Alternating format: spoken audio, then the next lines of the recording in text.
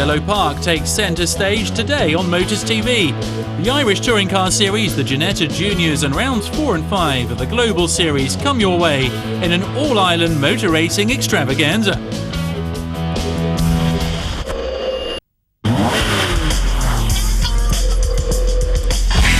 Be sure to join Motors TV for delayed coverage from Round 6 of the 2010 International GT Open from Brands Hatch, where it will be yet another Ferrari vs Porsche battle, Sunday 19 September from 2:30.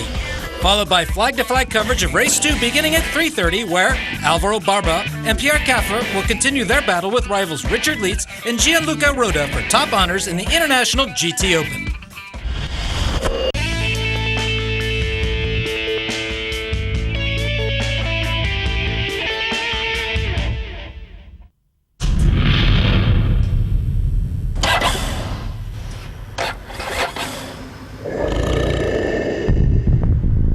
Bennett's. It's all about the bike. Today we travel south to one of the most famous circuits here in Great Britain. We're in Kent and at Brands Hatch. Welcome to Thundersport GB.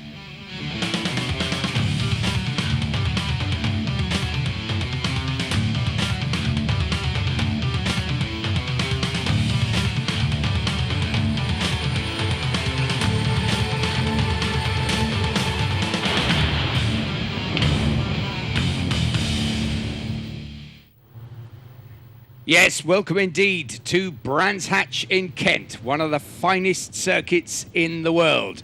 There's the MSV headquarters on the outside of Clearways there, and we pad away to show our little home in the commentary box. But first, Steve, an onboard lap of Brands. Yes, thanks Robin. So here we are on the Brabham Straight and into one of the finest corners in Great Britain. This is Paddock Hill. We dip down into Halewood Hill before rising up again into one of the best parts for overtaking manoeuvres into Druids here. Second gear corner on your knee all the way round. Hug the apex, then drift out wide, ready to prepare yourself downhill for Graham Hill Bend. Very tight left-hander, narrows on the exit. You'll only see a few overtaking manoeuvres there, but you can get in the slipstream here on the Cooper Straight. Line yourself up for an overtaking manoeuvre here into Surtees. We flick left and then right into McLaren before one of the longest corners. It seems to go on forever on your knee here around Clearways. Be careful of the high side. The bike will sometimes snatch at you before we make it around to Clark Curve, which will lead us on to the start-finish straight. Robin, back over to you. Thanks very much, Steve. Rum, rum. Yes, here we come. And I'd like a checkered flag, please. Well, it's another great Thundersport GB outing here at Brands Hatch. It's the Bridgestone Thundersport 500s up first. Steve's on the grid. First race of the day here are the Bridgestone Thundersport 500s. You know, it's quite funny. You wait for a win all your career and then two come along at once. Sam Cox is the man very much on form here today. Look out also for Chris Kingham, 3-2-1. Hopefully he won't have any start line incidents. Robin, I'll leave you to explain that one. Don't forget, of course, Mark Evans Championship leader. We have got a full grid of these brilliant Thundersport 500s.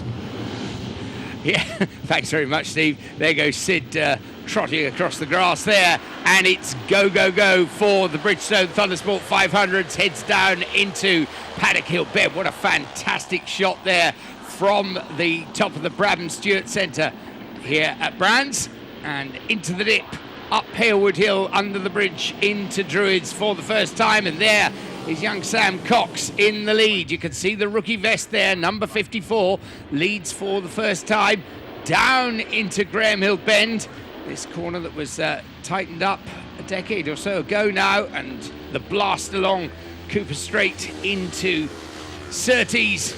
And then the little rise up through McLaren into the top of Clearways. And as Steve was saying on that onboard lap, well, one of the more complicated corners in British racing. I always say about Brands, a circuit that's very easy to learn and very hard to get right. They come up to complete the first lap, and it's still just, well, in fact, Chris Kingham nicks into the lead. And better start, Steve, for Chris that time.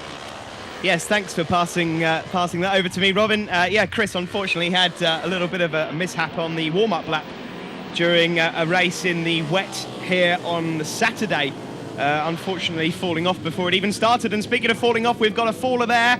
We've got more than one. We've got a few there.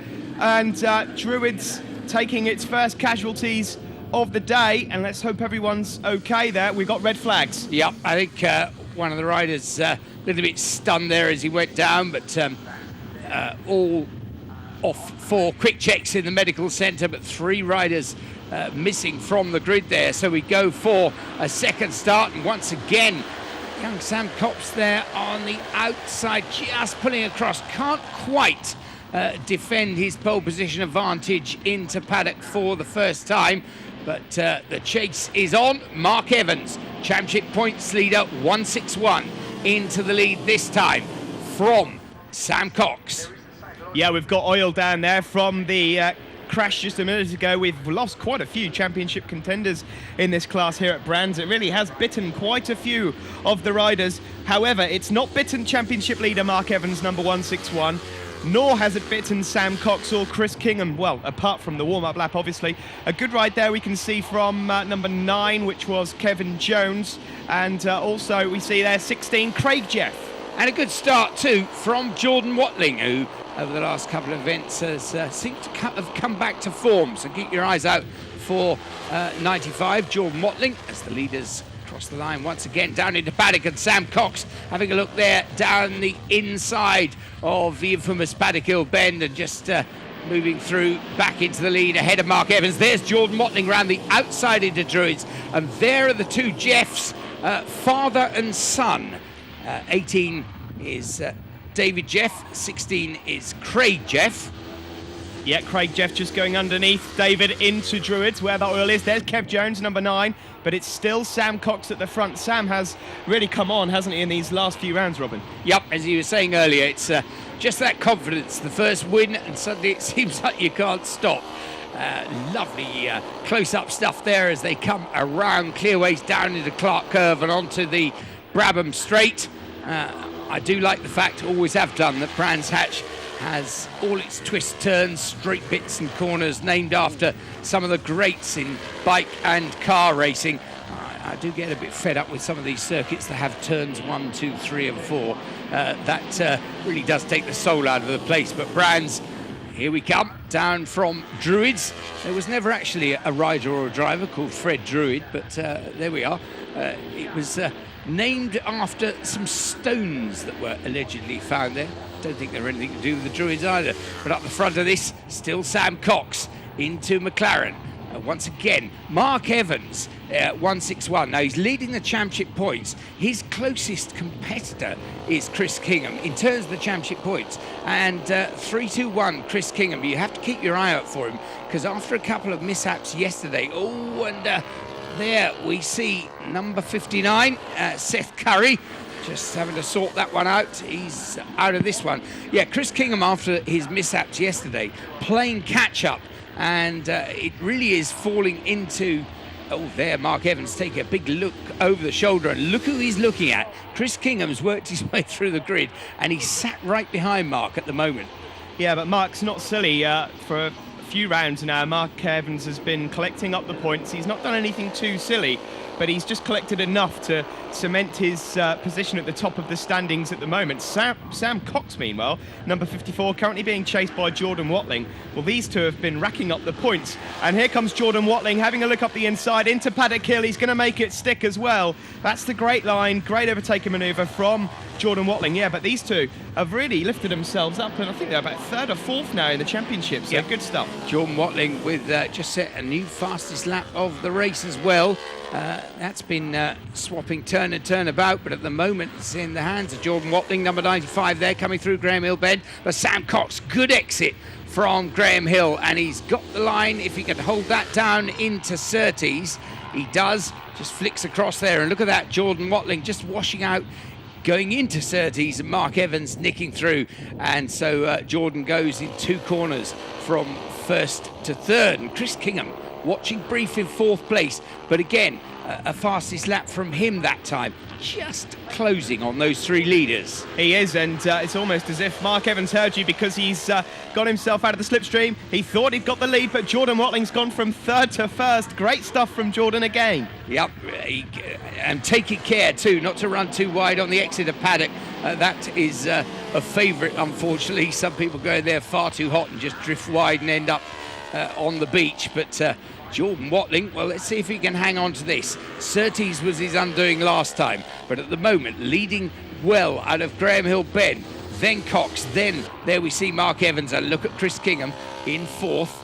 He'd love to, basically his job from now on in every race of the season is to just finish a place or two ahead of Mark Evans. It's the only way he's going to snatch that championship lead back. But at the moment, Watling from Sam Cox, and Sam just coming up alongside Jordan Watling, and well at the line, the verdict there just going to Sam Cox by 10 thousandths of a second. He nicks it back. What a win. Another one for Sam Cox from Jordan Watling. Mark Evans in the end third, ahead of Chris Kingham, Kev Jones and David Jeff. And there, a little bit of gamesmanship on the podium, but a happy winner in Sam Cox.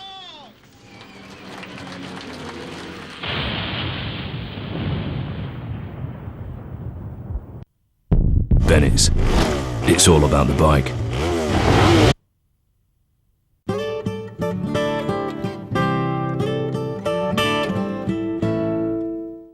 Important. Time is running out. Have you paid any form of loan insurance, credit card fees or payment protection in the last 6 years? Then you could be a victim of mis-selling and be owed thousands of pounds in compensation. To find out if you could claim your money back, call Belmont Thornton now on 0845 531 8000 or text CLAIM to 88010. Don't miss your chance to get your money back.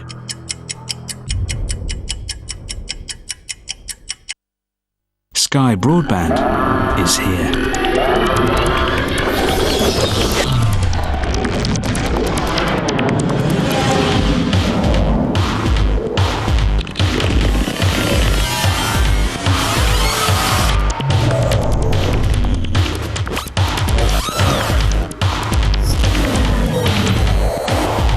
To get the most out of Sky with Sky Broadband, visit sky.com/broadband.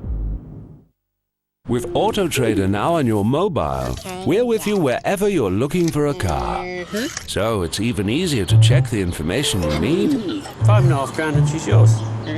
Okay. And choose the car that's right for you. Visit AutoTrader, the world of cars made easy.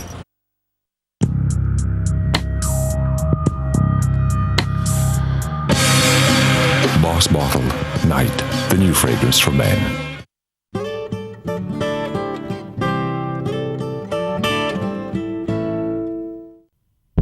Venice.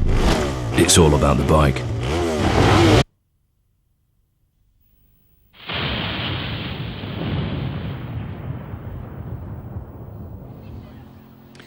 Welcome back to Thundersport GB at Brands Hatch Indy Circuit. It's the Michelin Thundersport GP2s and Mini Twins up next, and Steve's down there on the grid.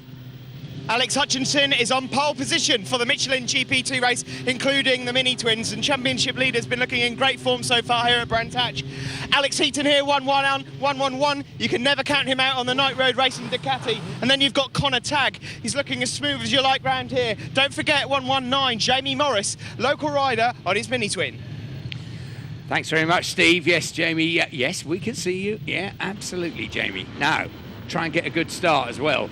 119, Jamie Morris, the highest qualifier of the Mini Twins. Sid wanders off the grid there, and it's ready to roll. Oh, Jamie Morris, not such a good start then, but cracker from Alex Hutchinson, championship points leader, getting into Paddock Hill Bend in the lead. And while we're talking about the Mini Twins, we should remember that the championship leader, Andy Lawson, unfortunately not here at Brands Hatch because he had a bit of a mishap. I think he came off his road bike and injured his hand. Well, it's a chance, needless to say, for the other Mini Twin competitors to make hay. I don't think they're going to catch Andy in the points standings, but they certainly will be at least closing on him. Here we see this bunch of Aprilias there. Connor Tagg being followed closely by Ben Gautry, chasing hard. But Steve, at the moment, Alex Hutchinson, in terms of the championship, doing exactly what he needs to do. Yes, a few rounds ago we had almost a 4 or 5 way battle for the championship lead, but Alex Hutchinson on his lean, mean, bright yellow machine has really picked up his race form recently, and one thing that's made a massive difference to his races are his starts, because at the very beginning of the season he wasn't getting off the line well, but this race, fabulous start. Yeah, you see his closest competitor there, Alex Heaton, number 111, just getting bogged down behind. There he is in 7th place, coming down towards us. There's Rick Ballerini, number 2. He's chasing hard once again after these 3 Aprilias, and it's Will Hodgson there, number 14, in 2nd place, just ahead of Connor Tagg, and then Ben Gautry. Then it's Rick Ballerini. There's Rick in that Kawasaki green there, and the mini twin battle behind him. Well, Jamie Morris being taken by both Ian Popwell and Clive White, so it's a good bum fight in the mini twins. But Rick Ballerini, very quick overlap here at the Indy Circuit, Steve. He is going very quick, and he's muscling his way past these wonderful Aprilia 450s. However, I do have some bad news for him, because I've just checked the timing of screens, and a message from race control. He's been given a 20-second penalty for incorrect grid position taking at the start, which is an interesting one. Oh dear, that's a bit of a worry. Well, that's unfortunately going to put Rick nowhere as far as the results are concerned. But Alex Heaton closing on that bunch of Aprilias as well. So we'll have to see. But really, Alex now well down the field. He needs to be near the other Alex here. He is Alex Hutchinson up the front, top of the championship, and in front of this race at the moment. There we see Rick Ballerini. Well, he's ahead of these Aprilias on the road, but as we say, with that penalty, I'm afraid we're going to have to discount him. So 2nd place will actually... Oh dear, that's oh dear. A big moment there. That's scary, going through just before clearways. Yes, Harry Ben Hardy, I think. as well, yeah, that's a nasty one. Harry was a back marker, and I think he just was aware suddenly that they were all around his ears, and Ben Gautry thankfully staying on board. Looks like he was going to get unseated, but Harry also remaining in the race. So in 2nd place then, Ben Gautry, number 25, then Connor Tagg, number 100, and 111, Alex Heaton on his tail in 4th place, but really too far back as far as the championship goes from Alex Hutchinson there in the lead. Yeah, he's not going to be winning this race, that's for sure, but he really does need to get out of this tussle that he's in between at the moment. He's in an Aprilia 450 sandwich, and then he could do with, I mean, he won't know that Rick Ballerini's got a penalty at the moment, obviously, but he could do with getting himself up to 2nd position just to try and limit the damage in the championship, because Alex Hutchinson goes across the line, and well, he's got this one. Oh, he nearly takes out Phil Cox there. Yes, a little bit intimate there, but Alex continuing on his merry way. Ian Popwell is, yes, I think he's waving us. He'd be waving to a slight apology there. Ian Popwell still leading the mini twins, number 17 from 35, Clive White, and Jamie Morris recovering after that little bit tardy start, number 119. He's 3rd mini twin at the moment. So here we see knee all the way around Clearway corner on the power. Lovely stuff from Alex Hutchinson as he makes his way down the start-finish straight, number 7. A fantastic win for Alex Hutchinson to extend his lead in the championship. Yes, having a good look over the shoulder there. There's nobody to worry about, but Alex Heaton in the end just crossing a line there. But Rick Ballerini, we can see looking over his shoulder. I think he will certainly have enjoyed his race until he finds out about the penalty. Alex Hutchinson then the winner from Alex Heaton. Connor Tagg 3rd, Ben Gautry 4th, Will Hodgson was 5th, and Ian Popwell 6th overall, and leading mini twin. There we see Alex Hutchinson on the podium as the overall winner, and in the mini twins, Ian Popwell, Clive White, and Jamie Morris. Winner of the GP2 race, Alex Hutchinson. You've extended your championship lead. How was that for you? Yeah, it was a bit of a shock, actually. I mean, with my history of getting the bike off the line and my starts, when I got to the first corner in the lead, it was like I was a bit unsure what to do with having no bikes to sort of chase around, but we just put my head down from there, and to be honest with you, I didn't see anybody else from then on. Looked at the pit board, +1, +2, and just sort of like kept to the gap, so came home victory, good. Well done to you. Move on to Ian with no Andy Lawson here due to his injury. You're racking up the points. Yeah, had a bit of a drought on the wind scene lately, but all the best to Andy anyway. We've heard he's injured himself, but all the best to him. But just like to say thanks to Spares Unlimited of all, he's Britain's top bike breaker, and Quick Clutch of all also, and everyone else who helps. Thanks very much. Cheers. Well done to both of you. Yes, indeed. Well done to Ian Popwell, winner of the Mini Twins. Well, the next action here at Thundersport GB Brands Hatch is the BMC Filters Formula 600s. Down to Steve on the grid.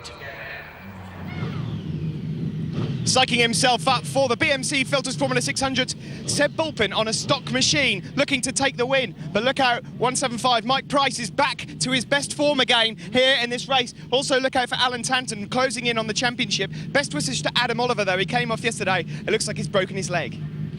Yeah, real shame for Adam, Steve, but the rest of the Formula 600s raring to go. And congratulations also, I think Tom Meehan, number 33, sister, producing a baby, so Tom's an uncle. Charlotte Rose, welcome to the world. And of course, Michael Price, he became a father, I think, just a few weeks ago. So a new dad and a new uncle. And we'll see whether it's a new result as they get away from the grid for the first time of asking. And Seb Bulpin, who's in a bit of a magic vein of form at the moment, gets away well. Number 143. First into Druids. Yeah, I said about Adam Oliver there, I think it was actually his arm, not his leg, so I don't know how I managed to get that mixed up. But there's Seb Bulpin, 143 on a stock machine, trying to win both this class and the Super Stock 600 class. A good start from Tom Meehan. We saw Paul Charman go through there as well. But Michael Price, it's all been about himself, Seb Bulpin and Alan Tanton. They're the three guys gunning for the championship as we have a close-up of number 33 there, the orange machine of Tom Meehan. Well, leaders well up, and Alan Tanton, second in the championship points, also getting a good start. And as Seb Bulpin crosses the line, runs down into Paddock Hill Bend, you can see that Alan Tanton is well up there, down that wicked dip at the bottom of Paddock, and Alan closing on Seb on the run into Druids. Yeah, we just see there, number 171, that's Richie Thornton going through, and Chris Coates as well is amongst them. We've welcomed back Leon Jaycock and Sam Coventry to our grid this weekend. Also, there's number 34, Chris Coates, and 171, Richie Thornton. Yep, battling it out head-to-head, round about 5th place, but up the front, look at this, Alan Tanton closing on Seb Bulpin at the top of Clearways. And one thing to mention, and it's talking about Clearways, it becomes very clear there, the entirety of the Indy circuit now newly resurfaced, and look at Alan Tanton carrying the speed off Clearways, just runs up into the lead ahead of Seb Bulpin on the run down into Paddock Hill Bend, and Michael Price there tucked in, holding a watching brief. And Chris Coates, well, he's managed to just get away slightly from Richie Thornton there, and he's latched himself back onto the tail of the leaders as Michael Price just hovering menacingly in third behind Seb and Alan Tanton, the leader. Yeah, there's Alan Tanton has not had many wins to his name this year, but he has finished in every single race, which is a good way of racking up the points and getting yourself the championship, as we see Sam Middlemass there going through on Jody Lees, and Jody Lees has got him back on the exit of Clearways. But Michael Price hasn't had a win since Snetterton now. Oh, when we've got a faller there. And that's Tom McHale, and he looks a little bit hurt there. He is okay, but he's holding his hip for his leg. Red flags. Yep. The halt called there, and give time to look after the wounded and a restart. So we'll be looking at the start action again, and once again Seb Bulpin gets away. Tom Meehan getting away very well indeed. Again, he's had some good starts, and up into Druids he runs.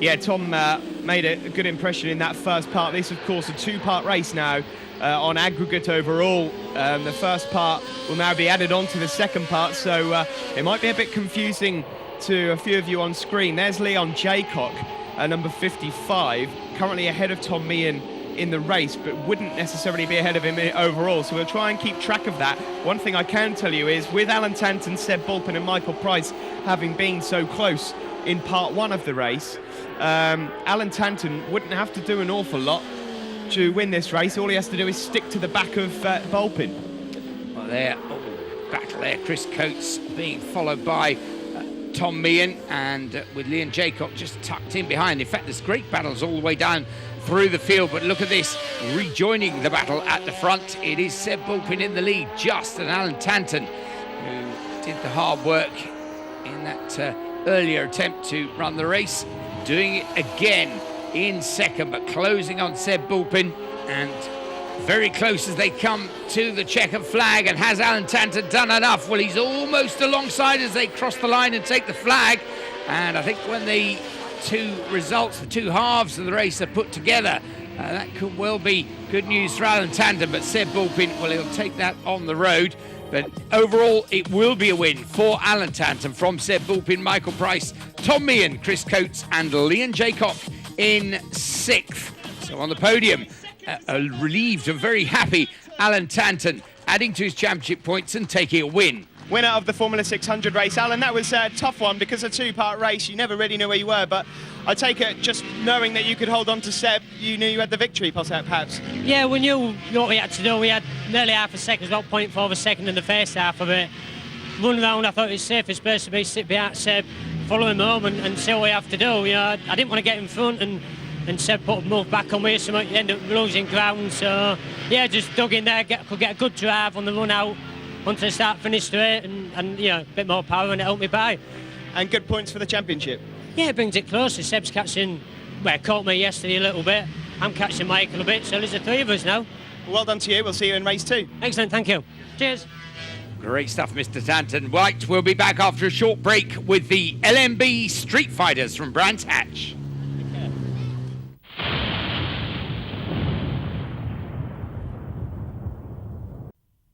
Venice. It's all about the bike.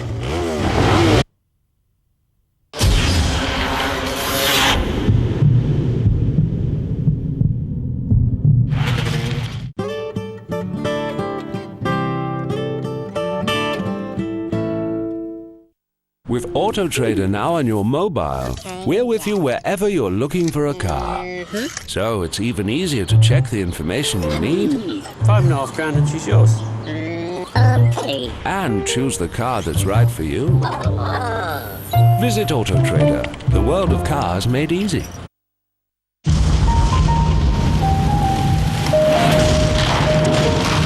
It's not about what life brings to you. It's what you bring to life.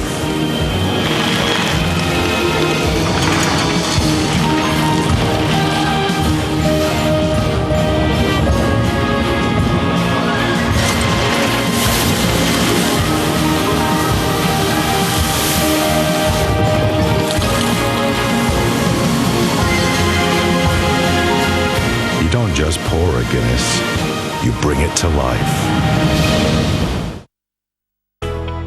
If you're in a trade, you might already know about CPC. They have over 100,000 products, from audio video, computer and office, to tools and electrical, and things we use every day. But it's not just the choice, it's the low prices. And now with the new CPC catalogue, you'll find even more amazing products. For work or home at real trade prices, go to cpc.co.uk or text SECRET to 84433.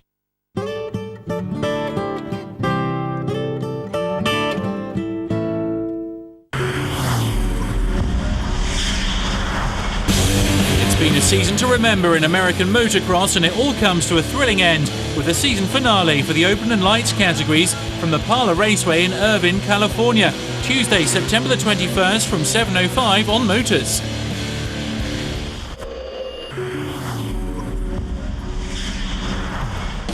Some of the United Kingdom's best club races will be in action from Rockingham this Wednesday, September the 22nd, beginning at 6 with the TVR Challenge.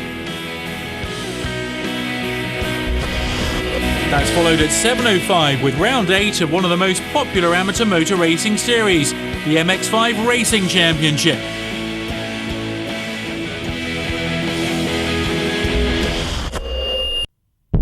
Bennett's. It's all about the bike.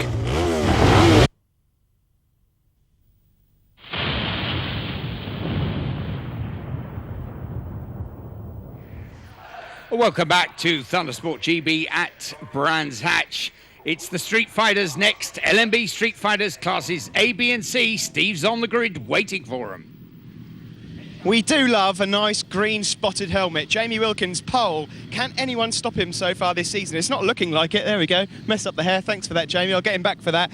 Looking back on the grid, got Barry Utting in Street Fighter B. Andy Denya's coming back out to play. He's not very happy with me because apparently I have a bit of favouritism with Jamie here. Also, look out for Mr. Potato Head. Keith Smith should be out on the grid.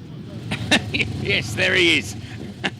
Mr. Potato Head. I'll tell you what, he's also one of the finest racers out there as well. Very competitive and a great sense of humour. There we see Andy Denya, the inaugural champion of Class A LMB Street Fighters. Yes, he is, as we see Chris Matthews there, 34, and number 22, Mark Andrew, rounding off the front row. Yep, Sid goes for the long march, and it's going to be Street Fighters Ahoy. The championship's not quite wrapped up yet. Barry Utting very close to it in Street Fighter B. Sean Goldsmith still, I think, leading the Street Fighter C points, but he's getting a lot of competition in the latter part of the season from particularly Tony Hughes, but away they all charge. There we see number 30, Barry Utting, the leader in the championship points in B, but Jamie Wilkins, the leader in Class A and leading on the road, powering down towards Surtees. What a brilliant start from number 33, Andy Denya, Steve. Yes, it was a very good start, wasn't it, from the second row? He whisked through to the front as we see Keith Smith, Mr. Potato Head. Oh dear, and he's into the gravel. He's had his chips. No, he hasn't. He's back on the bar. Oh, come on there. Yes. Whew. Yeah, right, quick, back past the pits. Maybe nobody noticed. Well, it's a good job he managed to keep going, because if that had topped over, I don't think he'd have been able to jump back on that again. He needs a footstool to get on it already, so... Andy Denya backing it into Druids there. Great stuff. Good to have Andy back in the series. I'm still not convinced that he's totally happy with the machinery under him. He's been doing a lot of work on that Triumph this year. He has, yeah. I mean, he built the frame himself. It's a lovely bit of kit, but he's been frustrated at not being able to keep up the pace with Jamie Wilkins at front, out at the front there. There's Chris Matthews going around the outside, potentially. Here's Mark Andrew. But Denya and Smithy been giving me all sorts of stick recently. Apparently, we talk too much about Wilkins, but as I say, you can't take anything away from him. He's been fantastic this year already. Yeah, you want to get talked about? All you have to do is get out front. Well, there we do see Jamie Wilkins up into Druids, and Chris Matthews has finally got past Andy Denya. Looks like, yes indeed, Mark Andrew is going to do the same, but Andy, look at that, holding a lovely line around the inside of Druids and reclaims, albeit briefly, I think, that third place, because Mark Andrews back on the hunt again.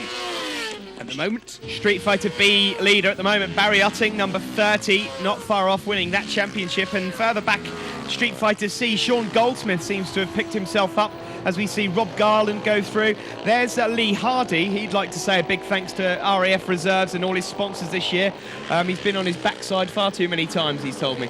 Well, yes, a number of our competitors actually have connections with the forces, and the RAF particularly well represented in Thundersport GB.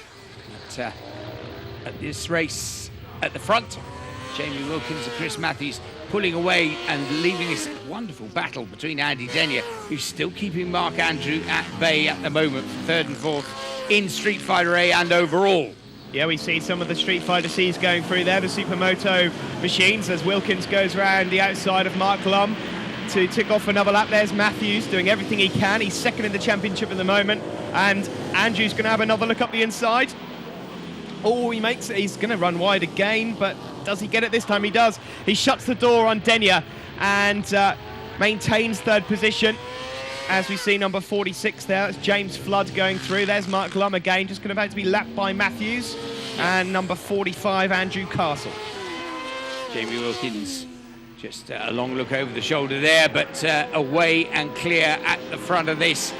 And across the start-finish line, down into Paddock Hill Bend. and that must be so exhilarating. Big old piece of kit there, charging through Paddock Hill Bend. Just a few bits of polystyrene there. Somebody's clipped the board marker on the entry into Druids. But, it's not going to worry the riders any. Andy Denyer in fourth, still with that lovely line around Druids. But Jamie Wilkins up the front. He takes the odd look over the shoulder. Chris Matthews is closing, but you have a feeling it's all under control as far as Jamie Wilkins is concerned. Still Barry Utting leading Street Fighter B at the moment. Yeah, there he goes through with Keith Smith just behind. There's Mark Lum, Rob Garland going through, as well as Lee Hardy. Yep, Sean Goldsmith still leading Class C ahead of Tony Hughes, but getting in amongst the back markers now. And as they come off Clearways and onto the Brabham Straight, we see Nigel Davis, and he goes down. And there's a back marker, I think, being tagged there, and that was really quick and very unpleasant, Steve. A nasty place to come off, and red flags out there immediately. Mark Lum, I think, the other rider involved. Yes, it was, and it's going to be another restart. It's going to be another two-part race, but it was Mark Lum and Nigel Davis. Hopefully both riders are okay, because that is a very quick place to be coming off at Brands Hatch. Yes, indeed, and Street Fighter's underway again. Not such a good start this time from Jamie Wilkins, but managing to power his way into the lead by the time they reach Druids. Andy Denyer once again got away from the line brilliantly, and charging on there, currently there, just in second. That's Tony Hughes, so that's a Street Fighter C championship competitor out of the race. Well, that's going to really play into the hands of Sean Goldsmith, who's been troubled by Tony Hughes a lot over the recent events, but this will leave him a clear run at a major chunk of points in Street Fighter C. There's Barry Utting leading Street Fighter B. Yeah, he's just ahead of leading Street Fighter C, Sean Goldsmith, with the blue and yellow leathers, the Toesden leathers from a couple of years ago. But at the moment, Wilkins at the front. Is there anything that's going to stop this guy from winning the championship? Chris Matthews can't keep up with him at the moment. He's doing everything he can. Here he is, number 34. And once again, the battle is resumed between Andy Denyer, Mark Andrew. There's Rob Garland with Keith Smith going around the outside. Yeah, good to see Rob Garland out. He always rides the most immaculate kit as well. Beautifully prepared bikes, and having a battle, as you say, with Keithy Boy. And there, the battle up ahead. Now, Keith Smith showing a great turn of pace in this latter stages of the race, and he's got in between Mark Andrew and Andy Denyer. The checker flag already being made ready, there we see Jamie Wilkins taking the win. Now he will win overall. Chris Matthews crosses in second, and there the charge to the line. But when we get the two parts of that race put together, well, we've certainly got a win for Jamie Wilkins. Chris Matthews in second. Mark Andrew, though, will finish third ahead of Andy Denyer, Keith Smith fifth, and Barry Utting in sixth place. And there, the Street Fighter A podium, Jamie Wilkins, Chris Matthews and Mark Andrew. And in Street Fighter B, Barry Utting, Darren Smith and Richard Harrison. And in Street Fighter C, Sean Goldsmith, the winner, from Duncan McMillan and Glenn Coxell. Winner of Street Fighter A, Jamie Wilkins, on pretty much home turf. You're having fun out there. That's brilliant. I missed the chance to race for the win last year. I had a crash on a back markers all in the first race. Really gutted about that. This is my home circuit as far as I'm concerned. I absolutely love it. The bike's fantastic here. Just thanks to all the sponsors. It's been brilliant so far. Awesome. Well done to you. Over to Barry Utting. Barry, this championship's nearly wrapped up, but you did have a little bit of an accident yesterday. A few scuffs on your leathers. Yeah, I got knocked off yesterday, which is a bit unlucky, and then somebody ran in the back of me in the race today, but I stayed on this time. So we got a win in the end, so I'm quite happy with that. Well done to you, Barry. And finally, Sean Goldsmith in the Street Fighter C. You've been having some bad luck recently, and you've overcome it all today. Oh yeah, it's really good today. It was nice to get my confidence back after having a few falls. It was nice going, put it that way, and it's well appreciated to get some points back. Well done to all three of you. We'll see you for race 2. Yes, indeed, and after a very short break, you'll see us back here at Brands Hatch with the Terminoni Superstock 600s. They're up next.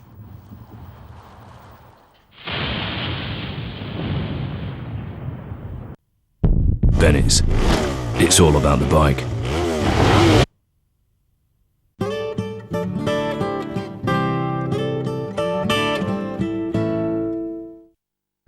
Auto Trader now on your mobile, we're with you wherever you're looking for a car. So it's even easier to check the information you need. £5.5 grand and she's yours. Okay. And choose the car that's right for you. Visit Auto Trader, the world of cars made easy.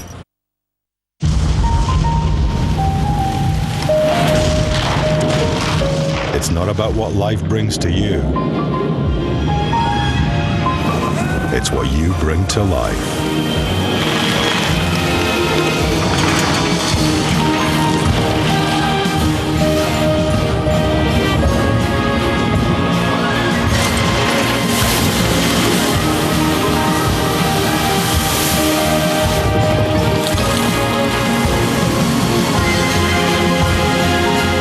You don't just pour a Guinness, you bring it to life.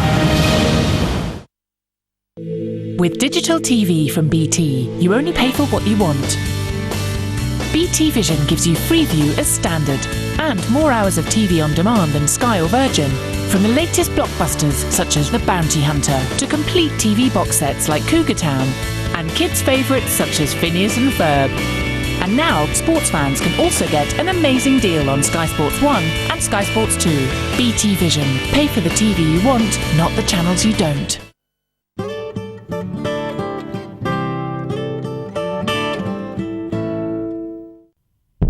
Venice.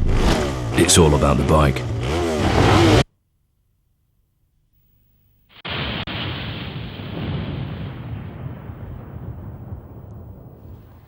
It's Thundersport GB at Brands Hatch. Terminoni Superstock 600. Steve's on the grid. Terminoni Superstock 600's on the grid and Richie Thornton's on pole position after a great race in the wet. Look who's back on the front row. Feedham and the Pigs, Errol Armit there, second on the grid looking for that first win. Obviously, look at this, the leathers, the bike is all ready for the TV cameras. Rick Ballerini, third on the grid, and then Luke Tansley as well. Seb Bulpin, championship leader, second row alongside Mark Hughes. Yes, thanks very much, Steve. Shades of the 70s. There we see Seb Bulpin, 1-4-3. See if we can get as good a start in the Terminoni Superstock 600s as he did in the Formula 600s earlier on. Away they go and charge down to Paddock Hill Bend, and there is Seb Bulpin from... Oh, look, he's just squeezing through, and he's up into the lead on the exit of Paddock Hill Bend. Well, I said earlier he'd hit a fine vein of form, but well, he's certainly keeping that up and charging down through Druids. Very competitive field again in the Superstock, Steve. Yes, it is, and that was an extremely brave manoeuvre there from Seb Bulpin, especially as a championship leader. That can go horribly wrong. I've seen it go horribly wrong before as well, but fair play. There's Mark Hughes, second in the championship. He needs some good results here today. Errol Armit, good to see him back on form. There's number 22. That's Luke Tansley, who's also having an excellent weekend, and Chaz Beale going through also. But as you say, very competitive field, not a lot splitting them. Yep, Richie Thornton getting another good start. He's in the mix, but Seb Bulpin at the moment down through Paddock, up under the bridge into Druids. There, Leon Jaycock. Again, good to see Leon not just back in the series, but really on song as well. But at the moment, well, shaking under power there as he comes down Cooper Straight. Nobody quite able to live with the speed of Seb Bulpin. No, Richie Thornton, we've already know. Oh, and there's a manoeuvre there. Great stuff from Mark Hughes, second in the championship. He doesn't want to see Seb Bulpin get away, and he'll try and chase him down. But Richie Thornton, we know he's a good wet weather rider. Can he keep it up here? Seb Bulpin, meanwhile, at the front. Well, he's just put in a 48.9, so he's a few tenths shy of the old lap record set by Tom Gazzard. Yeah, there have been lap records going left, right, centre here at Thundersport GB Brands Hatch this weekend. We see Leon Jaycock, 55 once again at Druids. He's tucked in there around about 5th or 6th place at the moment as Seb Bulpin comes towards us down into Surtees. Then Mark Hughes, then Richie Thornton. Errol Armit on it, but under pressure, running into Surtees. And meanwhile, up the front, just keeping it cool, calm and collected, and a great shot under the visor there of Seb Bulpin.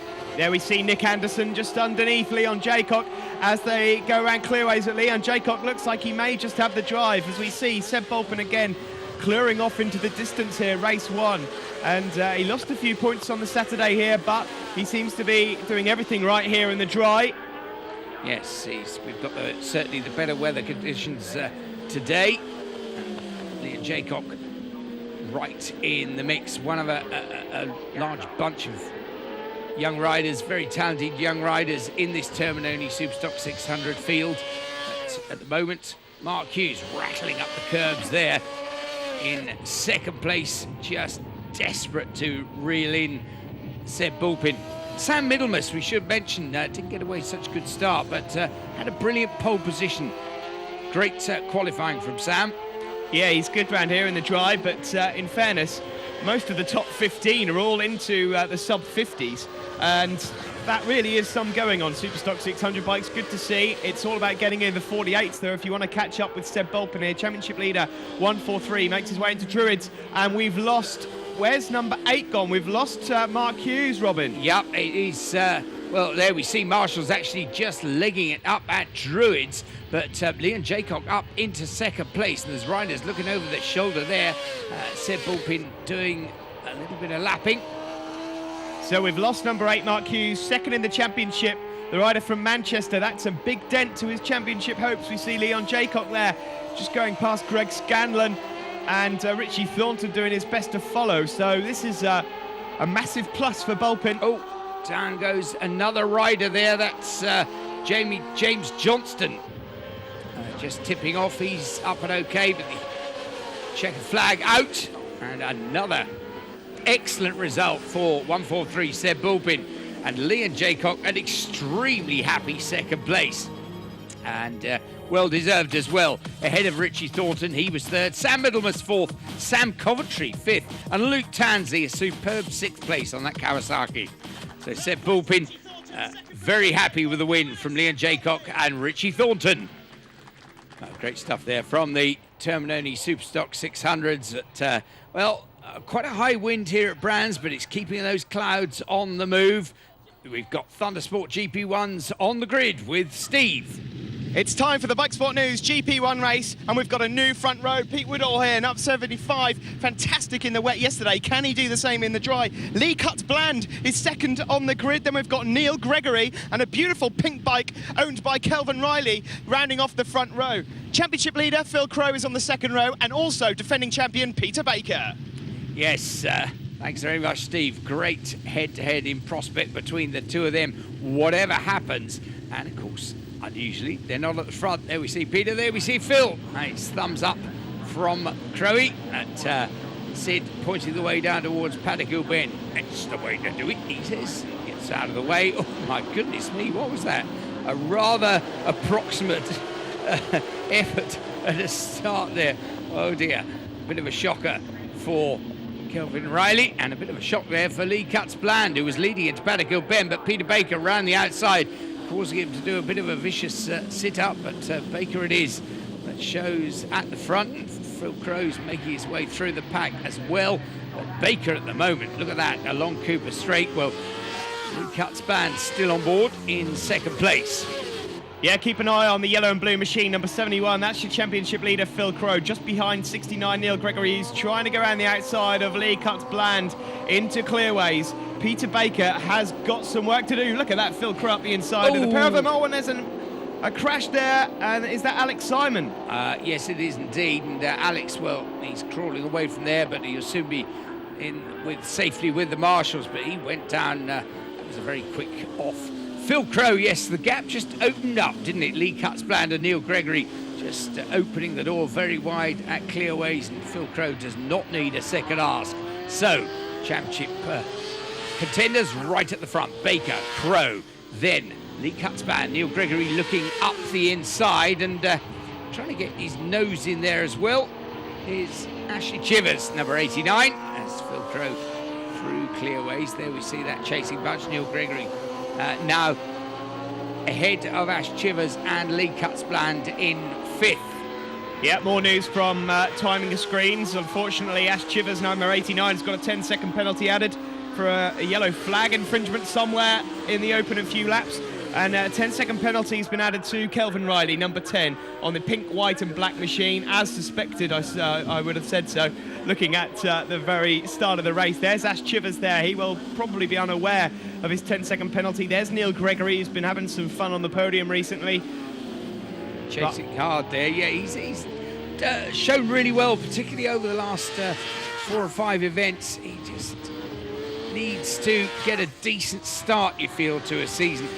He's got all the capabilities. He should be there or thereabouts, but he's up against Peter Baker, who over the last couple of seasons really has been in the form of his life, and Phil Crowe, who has huge attributes. He not only can ride anything with 2 wheels and ride the wheels off it, but he has a wonderful mixture of controlled aggression and a bit of a risk taker occasionally, but always with a mind that's thinking about championship points. Yeah, he wants it this year. There's nothing sure of that. And somewhere like Brands Hatch, if he can just minimise the damage that Peter Baker could do, then that would be great for his championship. Looking a bit further back now, I just saw number 34, Chris Coates, having fun in the big bike class on his 600. Number 34, Peter Woodall, our pole man, is currently down in about 6th place, as we see Ash Chivers 89 with Gregory behind. Just having a sneaky look at the screens again, Steve, and saw that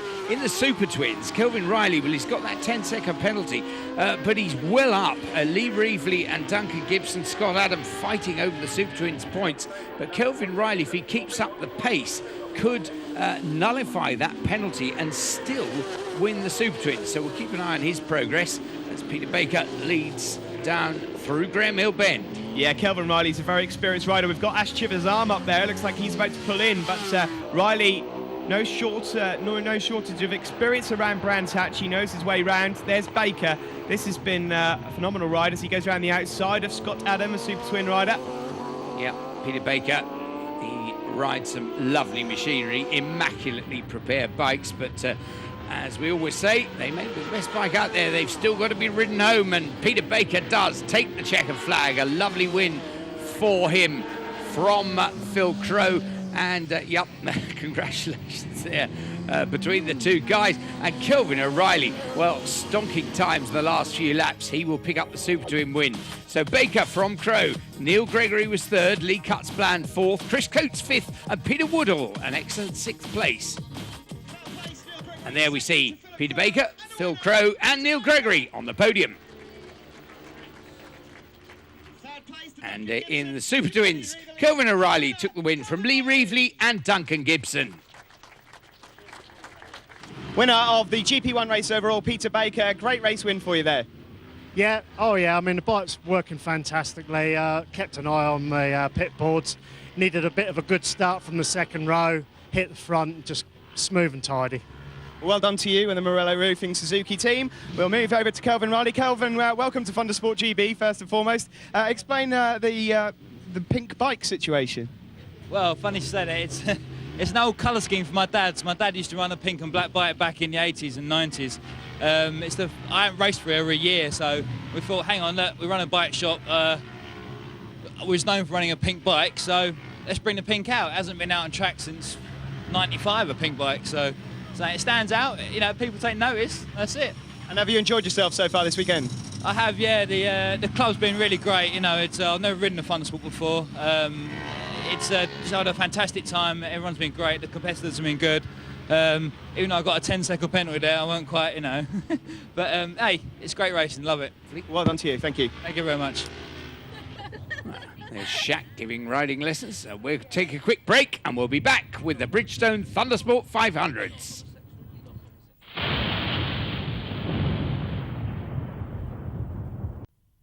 Venice. It's all about the bike.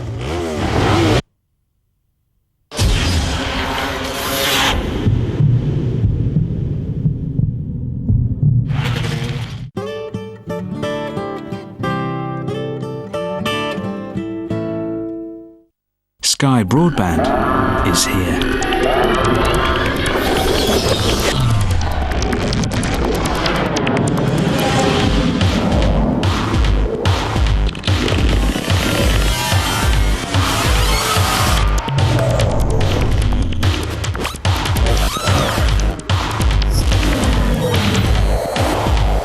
get the most out of Sky with Sky Broadband, visit sky.com/broadband. With Auto Trader now on your mobile, we're with you wherever you're looking for a car. So it's even easier to check the information you need. $5.5 grand and she's yours. Okay. And choose the car that's right for you. Visit Auto Trader, the world of cars made easy.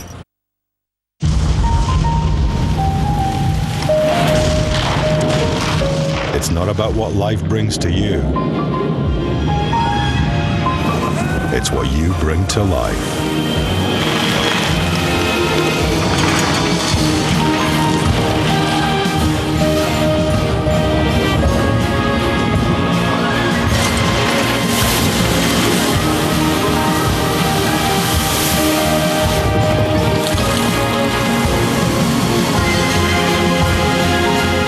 You don't just pour a Guinness, you bring it to life.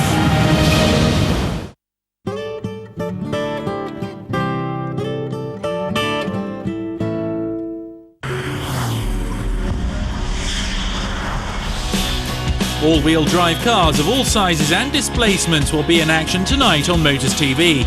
Be sure not to miss a second of round 5 of this year's AAA Saloon Series from Castle Combe, beginning at 7:35 p.m.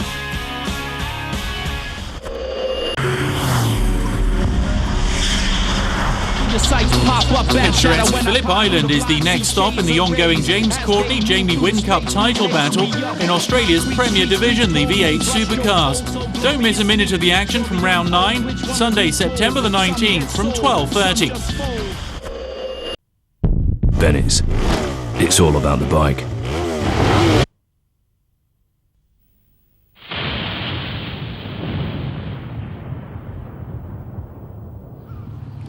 It's Brands Hatch, it's Bridgestone Thundersport 500s, and down to Steve on the grid. It's the second Bridgestone Thundersport 500 race, and apparently we've got something new going on the grid. Cue the Mexican wave.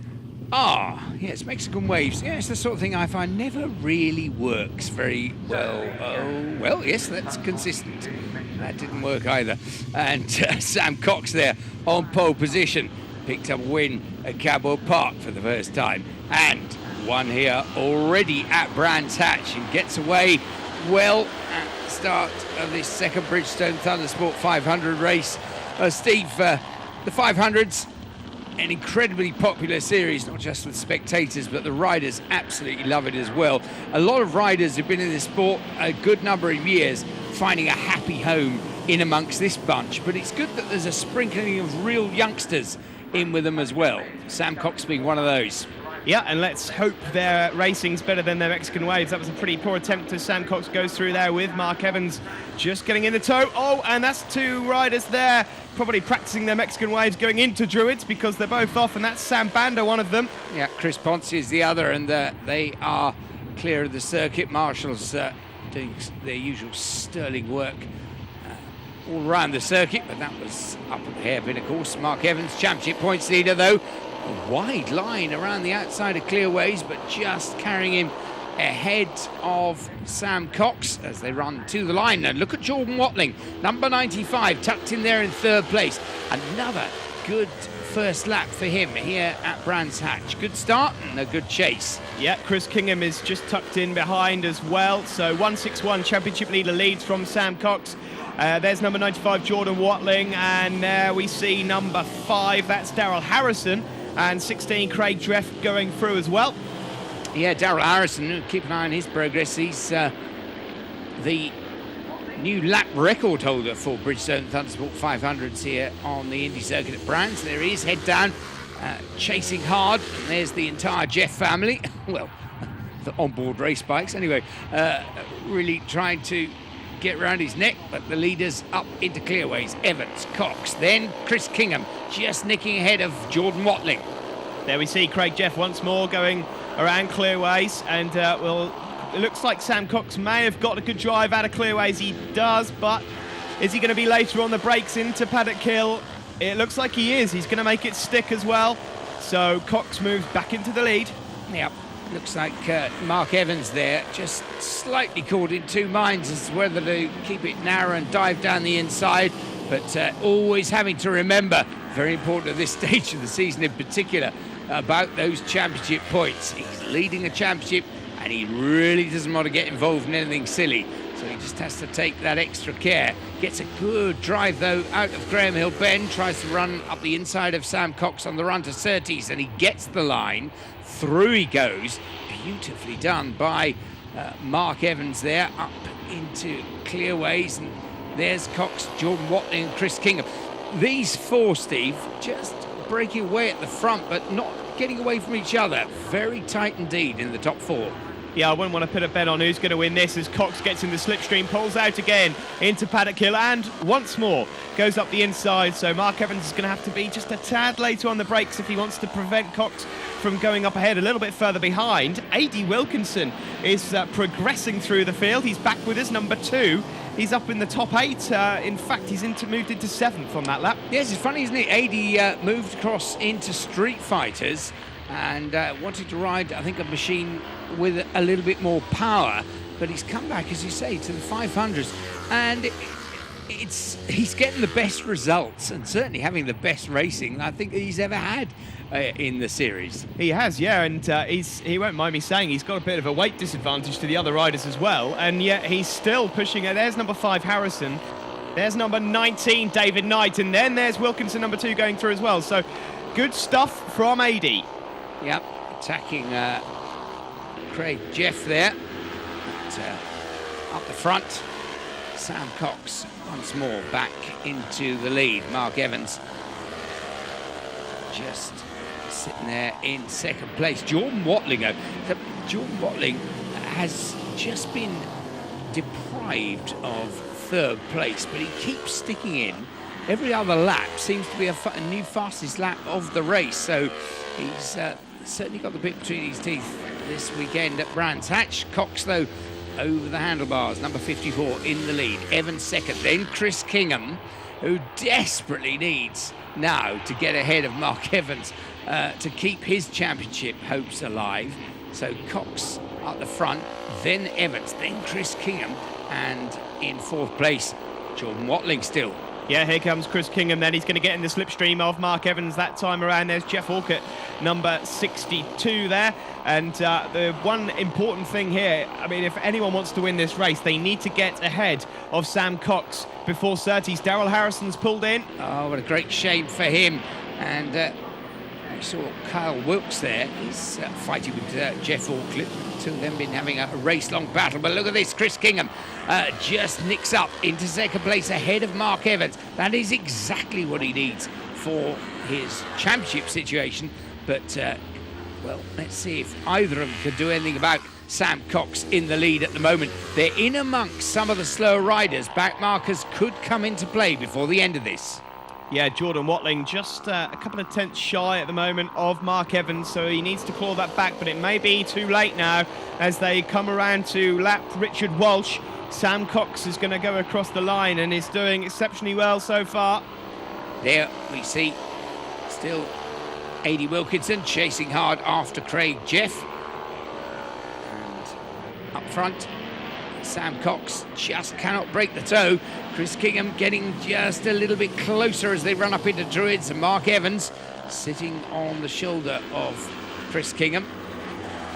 Still Jordan Watling, piling along in 4th place, just put in another new fastest lap of the race. The speed's there, but he can't quite latch on to these leading 3 at the moment, but well, maybe this is his chance. Once again, the 4 leaders just having to deal with a slower rider, and the Indy circuit very twisty. You have to be so careful to pick your spot correctly when you're going past the slower machine.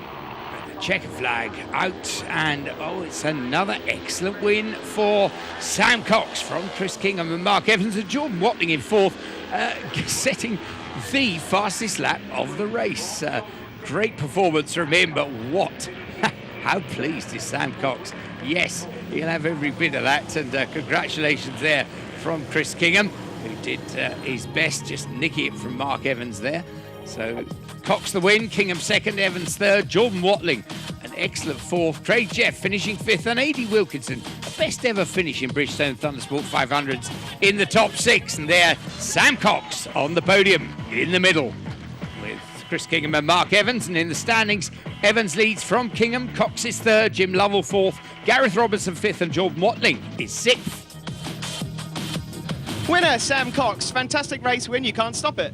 Oh, thank you. It was a great race. Led the race right from the start and just kept on going. Pitboard helped me a lot. It's the first time I used pitboard this weekend. It was mega.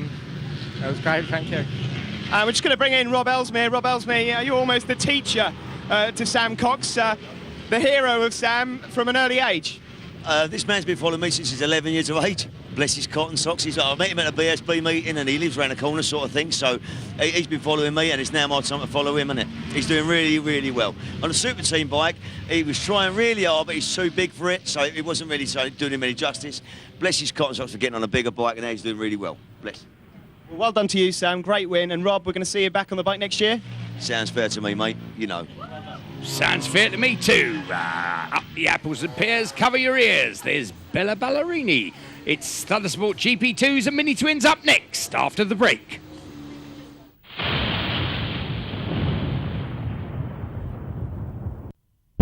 Bennett's. It's all about the bike.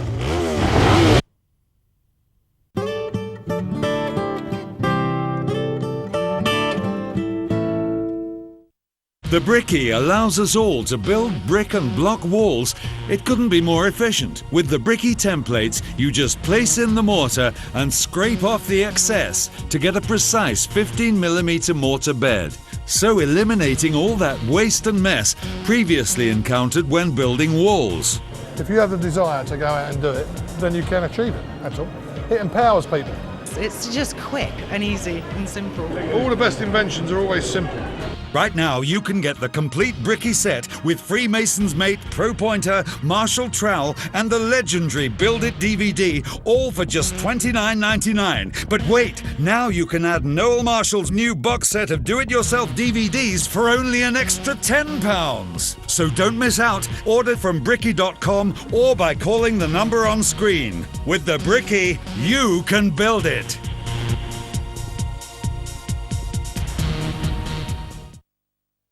On the day of the accident, I'd picked my partner up from the airport. We were both travelling home. We were suddenly hit in the back by a car. He'd fallen asleep at the wheel and hit us doing about 70-80 miles an hour. If you've been injured in a road accident and it wasn't your fault, you could get compensation. Call BGR Bloomer on 0808 173 5173. Their service is absolutely free. Contacting BGR Bloomers is the best thing that I did. BGR Bloomer. Fast, friendly and free.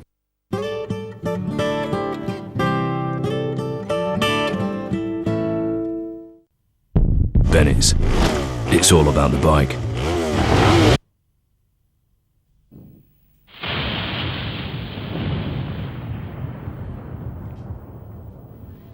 Welcome back to Thundersport GB at Brands Hatch. It's the Thundersport GP2s and Mini Twins up next, and Steve's down on the grid. Number 7, Alex Hutchinson is on pole position for the Michelin Thundersport GP2 race, including the Mini Twins. Alex Heaton here, 111, will be doing everything he can to try and close the gap in the championship. Look out for Connor Tagg, he's been awesome this weekend. Jamie Morris as well will also be in the mix, as will Popplewell and Clive White. Yes, indeed, Ian Popplewell nicking that Mini Twin win earlier. Andy Lawson, the championship leader, of course, once again. Remember, absent from Brands Hatch after an incident on the road, but still leading handsomely in the Mini Twin points as Alex Hutchinson gets away once again. Another good start for Alex Hutchinson, but it really is a story of the two Alexes this season. Alex Heaton there in 111 in second place, not having the best of it in the first race, but getting a good start this time. He led the championship points earlier in the season, but Alex Hutchinson has been absolute mustard over the last couple of events and has caught him and passed him, so a bit of a yo-yo championship this one. Certainly one of the most closely fought on the Thundersport GB programme, and at the moment, as we say, just swinging in favour of the number 7 machine of Alex Hutchinson, who leads across the line. Yes, Alex Hutchinson is doing very, very well in this championship, and Alex Heaton really is going to have to do everything now because he's pulling away at a rapid rate of knots. Will Hodgson earlier on in the season was a contender as well, but a slightly indifferent mid-season, although he's doing very well there. There he is, number 14, going down the outside of Ben Gautry. There's 35, Clive White from Hull going around, and he must be current leader of the mini-twins. Another terrible start for Morris, who's been swallowed up. Yeah, there we see Will Hodgson with Ben Gautry and Connor Tagg. Then Liam Shelcock, number 30 there, but these beautiful little Aprilias. I had to say, Steve, these Aprilia 450s running in the GP2s, such a smart bike, and very definitely... oh, Alex saw the smoke there, and the machine's cried enough. Hand in the air immediately. Alex Hutchinson, he's an old hand at this, and he knows when the bike goes, you get off as quick as you can. So Alex Heaton through into the lead, but that will be curtains for the Kawasaki of Alex Hutchinson. Connor Tagg just ahead of those Aprilias. As I was saying, neat little machines. There's Ian Popwell on his mini-twin. Yeah, they're well-built machines. Ian Newton's done a fine job, and they've got their own championship. You'll be able to see them racing in the 450s and the Super Monos and our other programme on Motors TV, the GP Racing Dream. So make sure you catch that from Brands Hatch as well. But here we see them now. There's Will Hodgson, number 14, Ben Gautry, 25. There's Clive White. What a lifeline. Alex Heaton at the front has just been handed, though, with the retirement of Hutchinson. Yes, just the championship balance swinging back towards him, and nobody, I think, going to live with him because his pace at the moment is very good at the front of this, and it's a right squabble behind too. Connor Tagg there with Ben Gautry just being nobbled out of it by Will Hodgson, but the more infighting goes on behind Alex Heaton, the more he likes it, because that will just add a little more comfort to his situation at the front. Connor Tagg, though, once he gets the bit between his teeth, there he is in second, and Ben Gautry trying to live with him. But Connor Tagg has just put in a very quick lap indeed, and he certainly could get within sniffing distance of Alex Heaton. There's Alex down at Paddock Hill Bend. At the moment, Clive White, the leading mini-twin, ahead of Ian Popwell. Yeah, we see the two 450s having a great scrap as Connor Tagg looks up the inside, closes the door though, does Ben Gautry. Ben Gautry really has come on as a rider this season. Started off the season a little bit shaky, obviously getting used to the machine, but now he really does look the real deal. And for him to be matching the pace of Connor Tagg really does say something about his riding. Yeah, that was a big long look over the shoulder there from Alex Heaton. Now, Alex, having, as you say, been handed the lifeline because Alex Hutchinson is out of this race, he really does need to make sure that he just stay on board and picks the win. Maximum points is the only thing that he's interested in. Look at Ian Popwell there, just nicking up the inside. He's almost alongside Clive White, as we saw Liam Shelcock, number 30, chasing hard. But good battle at the head of the mini-twins once again. Yeah, here we see Alex Heaton, and Ben Gautry, as you say, is he can smell him. He's right behind him going into Druids. They now go into Graham Hill Bend, and Heaton's got to be ever so careful here. Yep, he's been chased down by the Aprilia riders.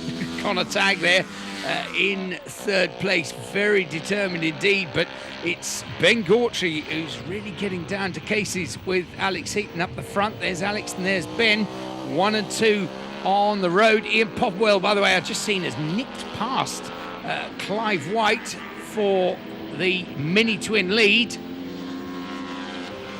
There, checker flag, and Alex Heaton, well, great relief as well as great joy as far as he's concerned. Yes, he'll have every piece of that. The overall win and a huge chunk of points, and he'll be thinking, at last, maybe it's running in my direction. Ben Gautry, a good second. Connor Tagg was third. Rick Ballerini, an excellent fourth, ahead of Will Hodgson and Ian Popwell, who won the mini-twins. There we see Ian Popwell, Clive White, and Jamie Morris, the 1, 2, 3 in the mini-twins. And in the standings overall for GP2, Alex Hutchinson holding that lead, but it's closing down. Alex Heaton in second, Will Hodgson third, Andy Lawson, Connor Tagg, and Ben Gautry. And there, the GP2 podium, Alex Heaton with Ben Gautry and Connor Tagg in third. There's the standings for the mini twins. Andy Lawson absent from Brands but still leads from Ian Popwell, Clive White, Sam Nicholson, Andy Bright and Lee Hutchinson. Well, some spectators there relaxing. Great views, of course, around the Indy circuit here at Brands Hatch. We have the BMC Filters Formula 600s, and Steve's on the grid with them. They're up next. 143, Seb Bulpin is on pole position for the BMC Filters Formula 600 race, as I said before, on the stock bike. Second on the grid, defending champion Mike Price is under a lot of pressure in the championship now from Alan Tanton, number 15, who won that earlier race. Robin, over to you. Thanks very much, Steve. Yes, great stuff. The BMC Filters Formula 600, so many potential winners there. There we see Richie Thornton drawing up on the grid. Sid takes the long walk, and the BMC Filters Formula 600's underway. Seb Bulpin absolutely nails that start down into Paddock Hill Bend for the first time.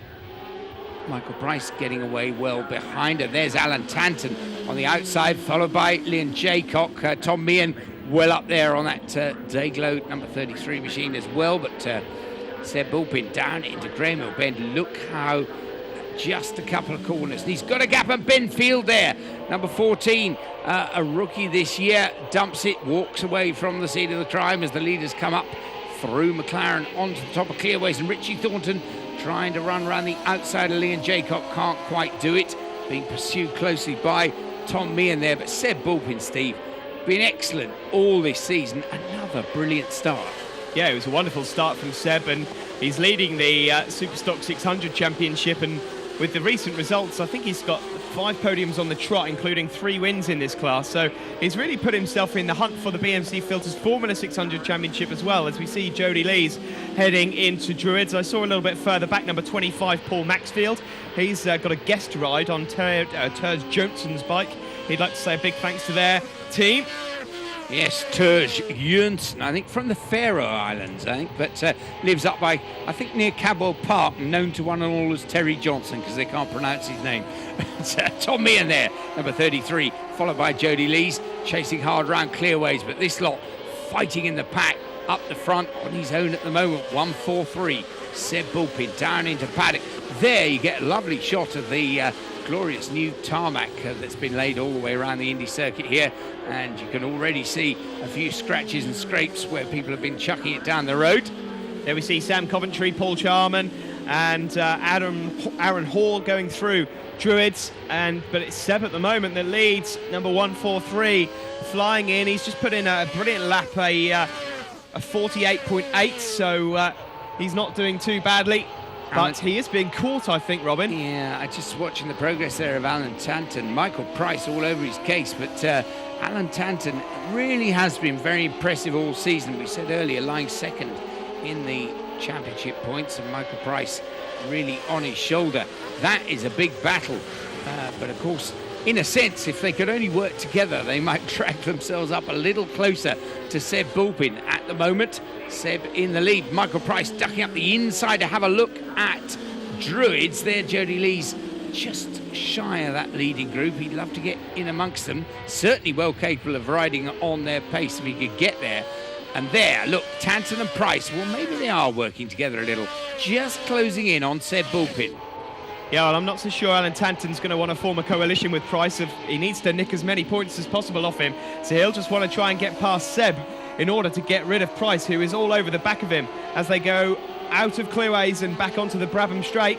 Yep, Tom Meehan there running well, I think in 5th place, but look at this, shaking under braking. Seb Bulpin, but up at Druids, Alan Tanton chopping across, claiming his line. Tanton and Price closing in on Bulpin. It's a bit of an R6 fest at the front of this at the moment, except that triumph of Michael Price there in 3rd place. Look at him looking right and left, but can't see a way through Alan Tanton. But the two of them closing and closing on Seb Bulpin. Yeah, Michael Price, defending champion on the IPS Triumph, has just put in the fastest lap of the race, and clinically, that is the new lap record. Away from Gaumé, and Alan Tanton up the inside. He was giving it beans then. Everything was shaking and moving, and that's on the Brabham Straight. But through he goes. Tanton then, number 15, takes the lead. Michael Price just nicks up the inside into Druids, and he's got inside Alan Tanton as well, but Tanton chops across his bows and says, no, you don't, mate. But Michael Price ought to have the line for Graham Hill Bend. Can he keep it tight on the exit? He can. Beautifully done by Michael Price. What a fantastic set of corners that was from Michael Price. That's why he is defending champion, and that's much more like the former Michael Price we know. Not many overtaking manoeuvres available into Graham Hill Bend. Perfectly executed. Well done there. Yes, beautifully done. Alan Tanton will be thinking about that one for a while, but Michael Price out the front now needs to stick in a couple of quick laps if he can, because one thing he does know, Seb Bulpin will be back at him. He's led the majority of this race so far, but he won't be dropped by these two if he can help it. 1 or 2 slow machines to deal with, but no problems for Mike Price that time. It's nice to see Price back at the front again. It's if he can keep this as it is, it'll be his first win since May at Snetterton. He's really not had the best mid-season. He will admit that himself. It's not been brilliant, but Tanton's doing all he can now to try and come back. Tanton, of course, second in the championship, so we've got the top 3 in the championship altogether. There's Jaycock, Chris Coates as well going through around Clearways. They're currently around the 5th, 6th and 7th area. Yep, Chris Coates has looked very impressive all weekend here at Brands. And look at this, Alan Tanton again trying for the dive up the inside into Druids, but just running out of road there. The exit of Druids, the actual hairpin, the exit there, the runoff has been improved dramatically, and it does enable people, I think, to just get on the power with slightly more confidence than they have in days of yore. Michael Price just really emphasising his lead. Oh, Seb Bulpin had a major moment there just on the exit of McLaren into Clearways. That was hairy. Yeah, good to see Seb staying on board, but he is giving it everything. Can't quite make it stick though, and the checker flag comes out, and a very good win for the triumph of Michael Price. He'll be very well pleased, yes sirree, with that win from Alan Tanton and Seb Bulpin. Jody Lees was 4th, ahead of Chris Coates, and Leon Jaycock finished in 6th. Well, there we see Michael, Alan and Seb on the podium for the BMC Filters Formula 600s. The standings, well, Michael Price just now leading from Alan Tanton and Seb Bulpin, ahead of Jody Lees, James Henry and Adam Oliver. Winner of the Formula 600 race. I can see a smile on Michael Price's face again. You've broken the lap record that was held by Gary May, and a great race win. Yeah, it was a good race. I didn't get the best of starts, but it was better than the first race. Seb always gets away off the start. When Alan got past him, I knew I had to follow him because he put some good times in the first race. So I went past Seb then and chased Alan down, and I was just following Alan, looking for this place to build a pass during the race. And he just, I think he made a little mistake and left the door open into Graham Hill Bend. And I went past and then just put my head down, and I think they stayed with me, so yeah, it was a good race. Well, it's Snetterton since the last time I've seen you on the top step. Who have you got to thank? I want to thank my dad and the team. It's obviously been a difficult period for us, but we've worked hard, and everyone's been here every weekend working, so thanks to the team. And well done to Michael Price there. And the Stingers Dance Troupe entertain. We'll take a quick break, and we'll be back with action from the LMB Street Fighters.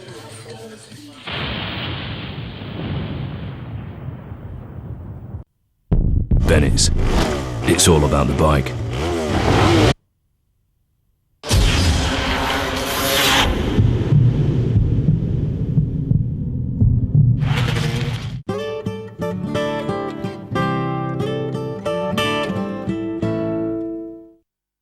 After 11 months, a message washed ashore. It read, "Your insurance is due for renewal." Go compare! Go compare!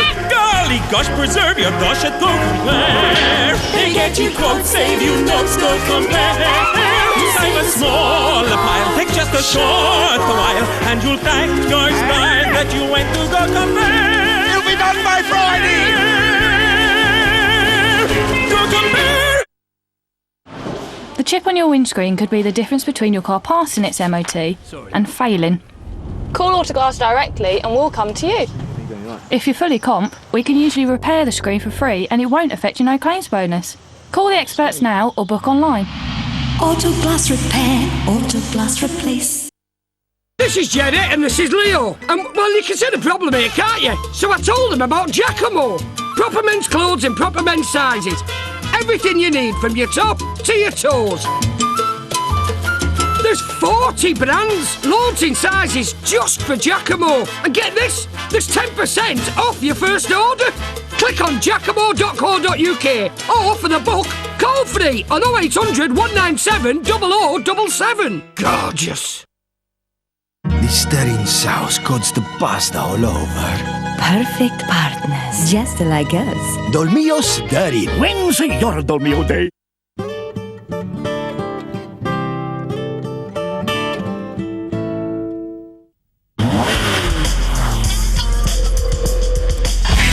Be sure to join Motors TV for delayed coverage from Round 6 of the 2010 International GT Open from Brands Hatch, where it will be in yet another Ferrari versus Porsche battle, Sunday 19 September from 2:30. Followed by flag-to-flag coverage of Race 2 beginning at 3:30, where Alvaro Barba and Pierre Caffer will continue their battle with rivals Richard Leitz and Gianluca Roda for top honors in the International GT Open. Bennett's. It's all about the bike.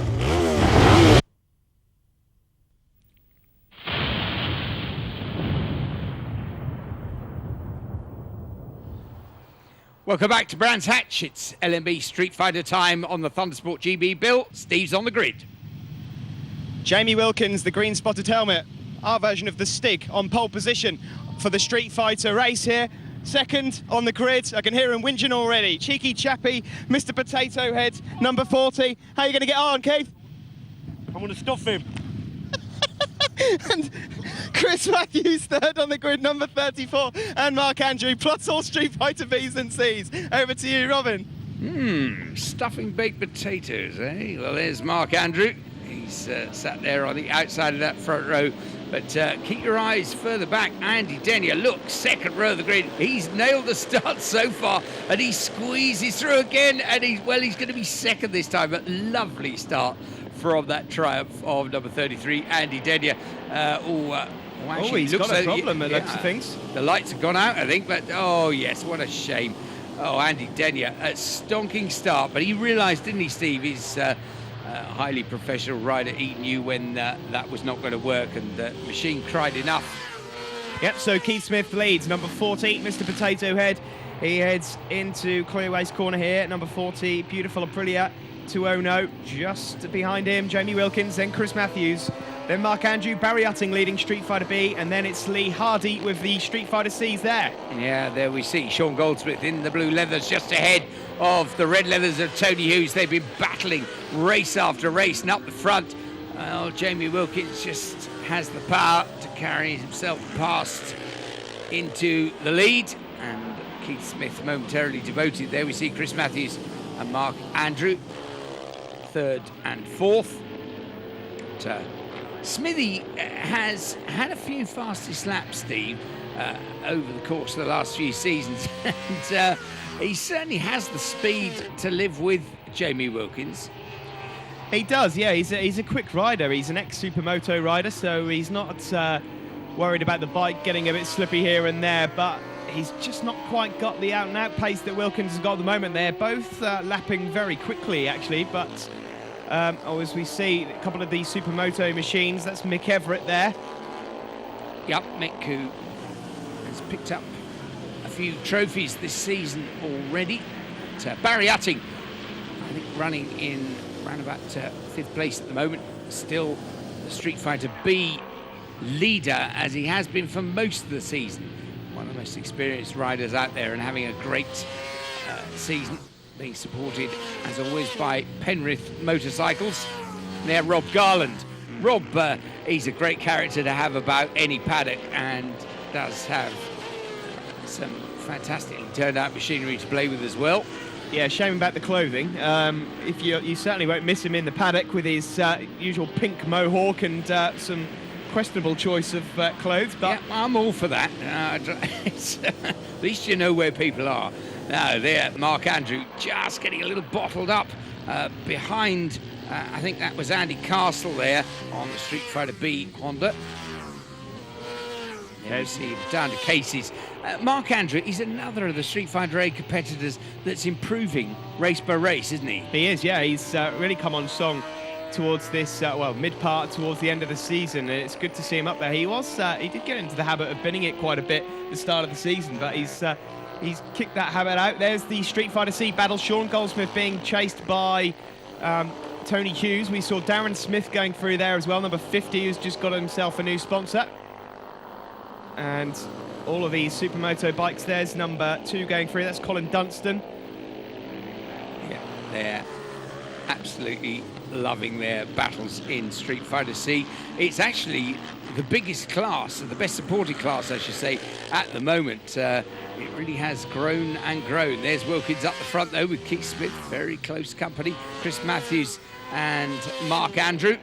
The 4 of them, of course, able to make a little more hay in this race with the unfortunate disappearance on that very first lap of Andy Denyer. Well, Barry Utting, number 30, if we get a shot of him soon, currently in 5th place overall.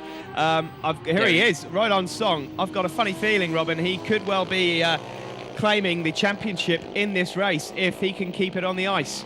Right.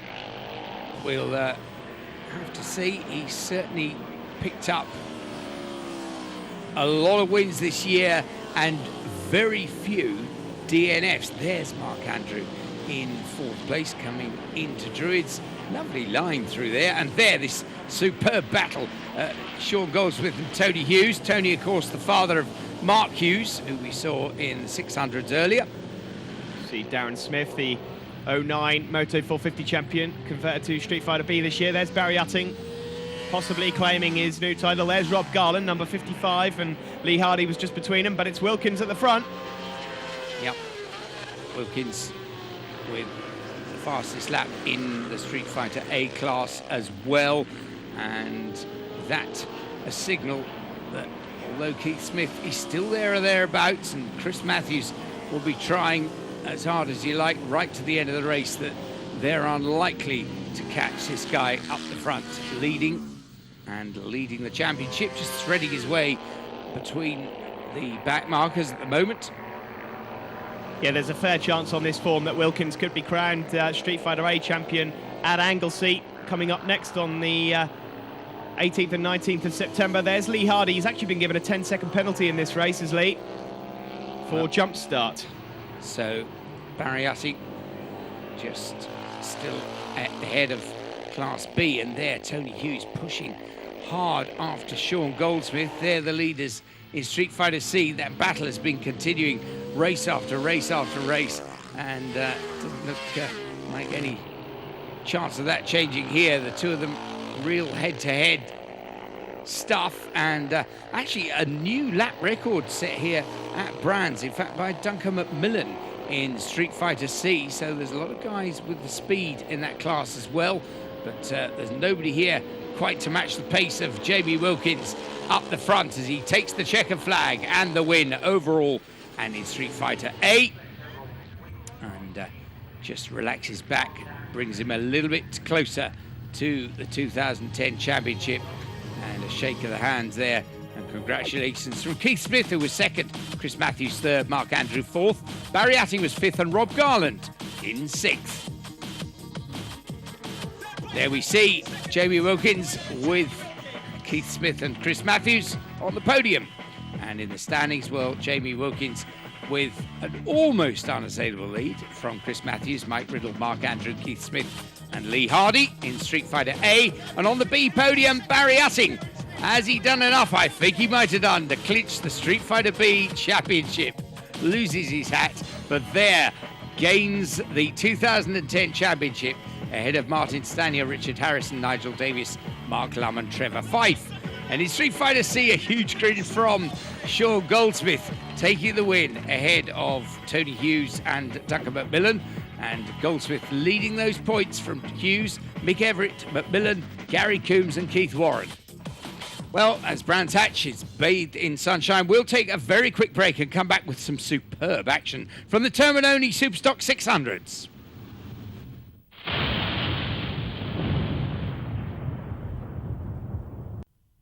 Venice. It's all about the bike.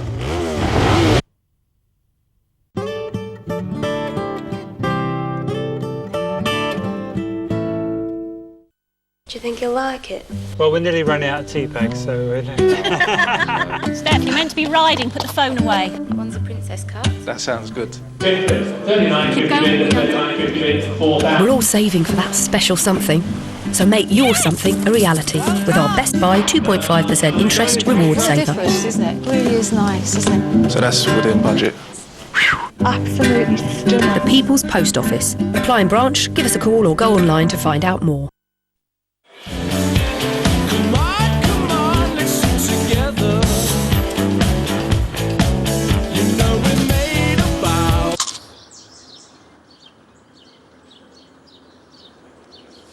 With delicious biscuit and caramel, it's Twix, two great tasting bars, happy together.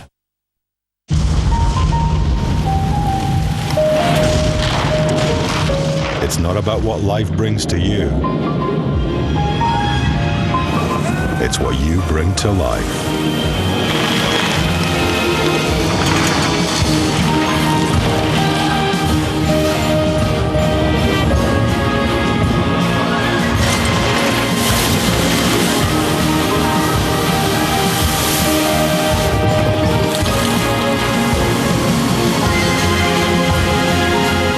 Don't just pour a Guinness, you bring it to life.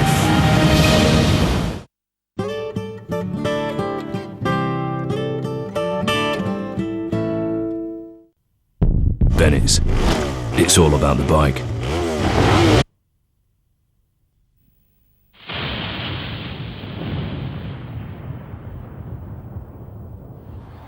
Now back at Brands with Thundersport GB, it's the Terminoni Superstock 600s and Steve's on the grid.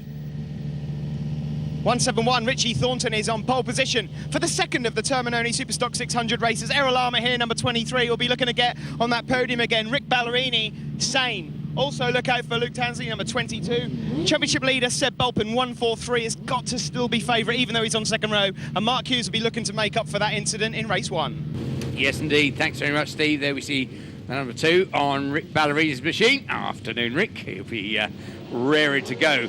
And Sid takes the afternoon stroll with the red flag away from the grid. It's watch the lights time and heads down. Away they go. Richie Thornton, what a good start. Just across, takes the line into Paddock Bend for the first time. But once again, Steve, Seb Bulpin away well from the second row. Yeah, and I think he's going to be sliding up the inside as well, as we see Scott Wilson just going around Druids as well. He's phenomenal off the line, isn't he, Seb Bulpin? Yeah, he's a very quick starter indeed, which I have to say the other riders in the series acknowledge. He just has it nailed. But, he leads as they run up through clearways. Richie Thornton tucked in behind, and Errol Armour. Good to see Errol back on song after that off way back at Oulton Park. Yeah, absolutely. Errol's a great rider, great competitor, and he'll be ever so relieved to be up at the sharp end again after a mixed season. Yeah, certainly not so good for him at Cadwell, but here at the Indy circuit, things much better indeed. But Liam Jaycock, another young rider, it's good to see up the front. There he is, just nicking past Errol, and Mark Hughes chasing hard in 5th place at the new tarmac here at Brands, almost gleaming there as Seb Bulpin leads once more up into clearways. Leah Jaycock just slipping through into second ahead of Richie Thornton. Yeah, Leon's got a good line through Surtees there, and Richie Thornton's got the drive though, and just behind Errol Armour's going to try and pick up a few places as well. Meanwhile, at the front, 143, championship leader Seb Bulpin away with it at the moment. Where's Mark Hughes, number 8, currently second in the championship? Yeah, well, he was 5th place there. Yeah, he's up to 4th, in fact, as they cross the line, and a retiree down there at the bottom of it's Liam Jaycock. So problem there for Leon, but he's going to restart again. Right, well, he was You just saw him slow up there. Whether or not it's some sort of intermittent problem, we'll have to wait and see. But Bullpin, a clear leader. Then Thornton, and look at Errol Armitt all over his case there, and Mark Hughes getting in the mix as well. So a really good battle once again, second, third and fourth, but Seb Bullpin away at the front. There's Greg Scanlon, 131. He's riding with a broken hand. He came off in practice as well, so he'll just be licking his wounds a little bit. He's currently just a couple of places behind Jody Chalk at the moment, one of our ex-Super Teen riders, currently doing well in the points. Robin, I'm looking down here at the top 12, 13, all in the 49s as well. Fantastic stuff. The likes of Greg James and Adam Robinson, ex-Super Teens, also into the 49s. Great stuff. Yes, Mark Hughes looking left, looking right, trying to squeeze a way through. He really is pushing hard in fourth place behind Errol Armitt, but Errol just keeping him at bay for the moment. There's Mark. Saw his dad, Tony, in the Street Fighters, of course. But look at this. What a good exit from Clearways for Errol Armitt. See number 150 there. That's Dean Martin making his way around to complete another lap. There's Seb Bullpin then. He exits Druitt. He's the race leader by a considerable distance yet again. He has had an impeccable weekend here at Brands Hatch. Yep, Greg James I saw there back in the pack. He'll be hoping to have a good ride just to cheer the spirits of his younger brother Scott, who had an unfortunate injury a couple of days ago, and at least he can be cheered by 13 GCSE passes, including a couple of A stars. So well done to Scott James. Can't ride at the moment, but he can turn a pencil or two. Yeah, he's a clever young lad, and he continues to help Thundersport GB with their Aprilia Super Teens and the 450s and sidecar websites. So hopefully he'll mend soon. Errol Armitt doing a brilliant job in second here. Mark Hughes is having a look up the inside. He's thought better of it, though, as they go into Druids. He's got to be careful. Oh, no. That was so close, and it was a tiny touch, just the front wheel to the rear wheel, and it's enough to put Mark Hughes down. Oh, it's so good to see him walk away from that, but what a shame. He was pushing so hard, and it's a shame that something had to give in that little battle. Oh, we've got another one down as well. 150. Dean Martin's down at Druids as well. Oh. And that's, well... He left his bike at Druids Hill Bend. Yep. Not San Francisco. But Seb Bullpin continues to sail away at the front, regardless of everyone else chucking themselves at the scenery behind him. So, and down the road, there's another. Richie Thornton. Oh, Richie on his own. And that... Well, I hope he gets up and walks away from there. That bike, look at that bike travel. That was from the bottom of paddock up to post 5, the entry into Druids. And Richie, well, he's got away from the scene of the crime, and he'll be safely with the marshals in a moment.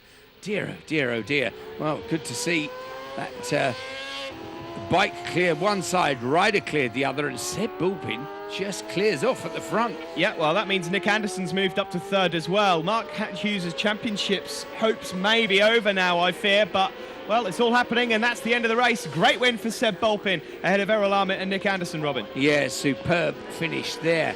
Goes Errol Armitt. He'll be pleased with that, but dear me, one or two riders giving it the wild one there. But the win to Seb Bullpin, Errol Armitt second, Nick Anderson third, Luke Tansey. That was an excellent fourth place. Sam Coventry fifth. Mark Newland finished in sixth. Seb, Errol and Nick Anderson on the podium. And in the championship standings, Seb the lead there from Mark Hughes. And Errol Armitt, Nick Anderson, Scott Wilson and Mark Newland completing the top 6. Third place in the Superstock 600, Nick Anderson. Fantastic result. You've been threatening this all season, and it's great to have you back over here again. Yeah, it's good to finally get on the podium. I mean, last time I had a podium was back at Cadwell Park, and that was sort of in the wet conditions. And it's sort of nice to finally get one in the dry conditions and sort of get my times down, sort of try and get competitive, which is good. And I'm happy with that, to be honest. I'm a bit of luck, but, you know, all counts. No, it does all count, and it's good to see you up here, so hopefully we'll see more of that. Errol Armitt, second place, fantastic result. Good to have you back on the podium after a difficult season. Yeah, it's been a bit tough. Had a bit of an issue at Alton Park, getting tangled up and getting taken out. Bike weren't quite right for Cadwell, and should not really bothered going, to be honest. Come here, we had a good race yesterday. First race today was a bit awkward, but today, second race was fantastic. Really enjoyed it, good result. I'd like to thank Mark from Holbridge Tyres, that's all right, and Paul Smith for all his help.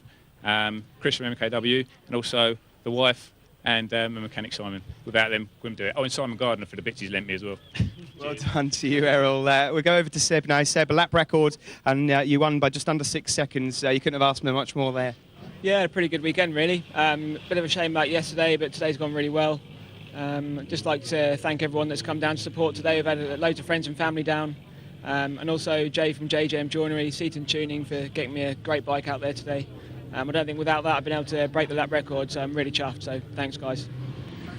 Well done once again to Seb Bulpin. Well, more great action here at Branson's Thundersport GP. It's the BSN Thundersport GP1's up next, and Steve's down there waiting for him on the grid.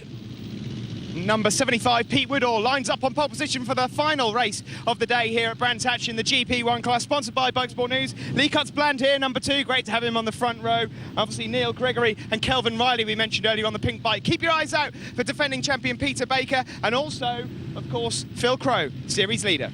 Yes, indeed, Kelvin Riley will not want to get a jump start this time. He had a lot of work to do to win the Super Twins in the earlier race. He's got that, and it's a good start this time from him. Neil Gregory gets away very well indeed at the front. Phil Crow and Peter Baker just coming through from row 2. Peter's in 3rd at the moment, lines up a run for 2nd, but Phil Crow's right beside him as they run into Druids, and they'll all have to file into single file because they're going to be running out of room up there.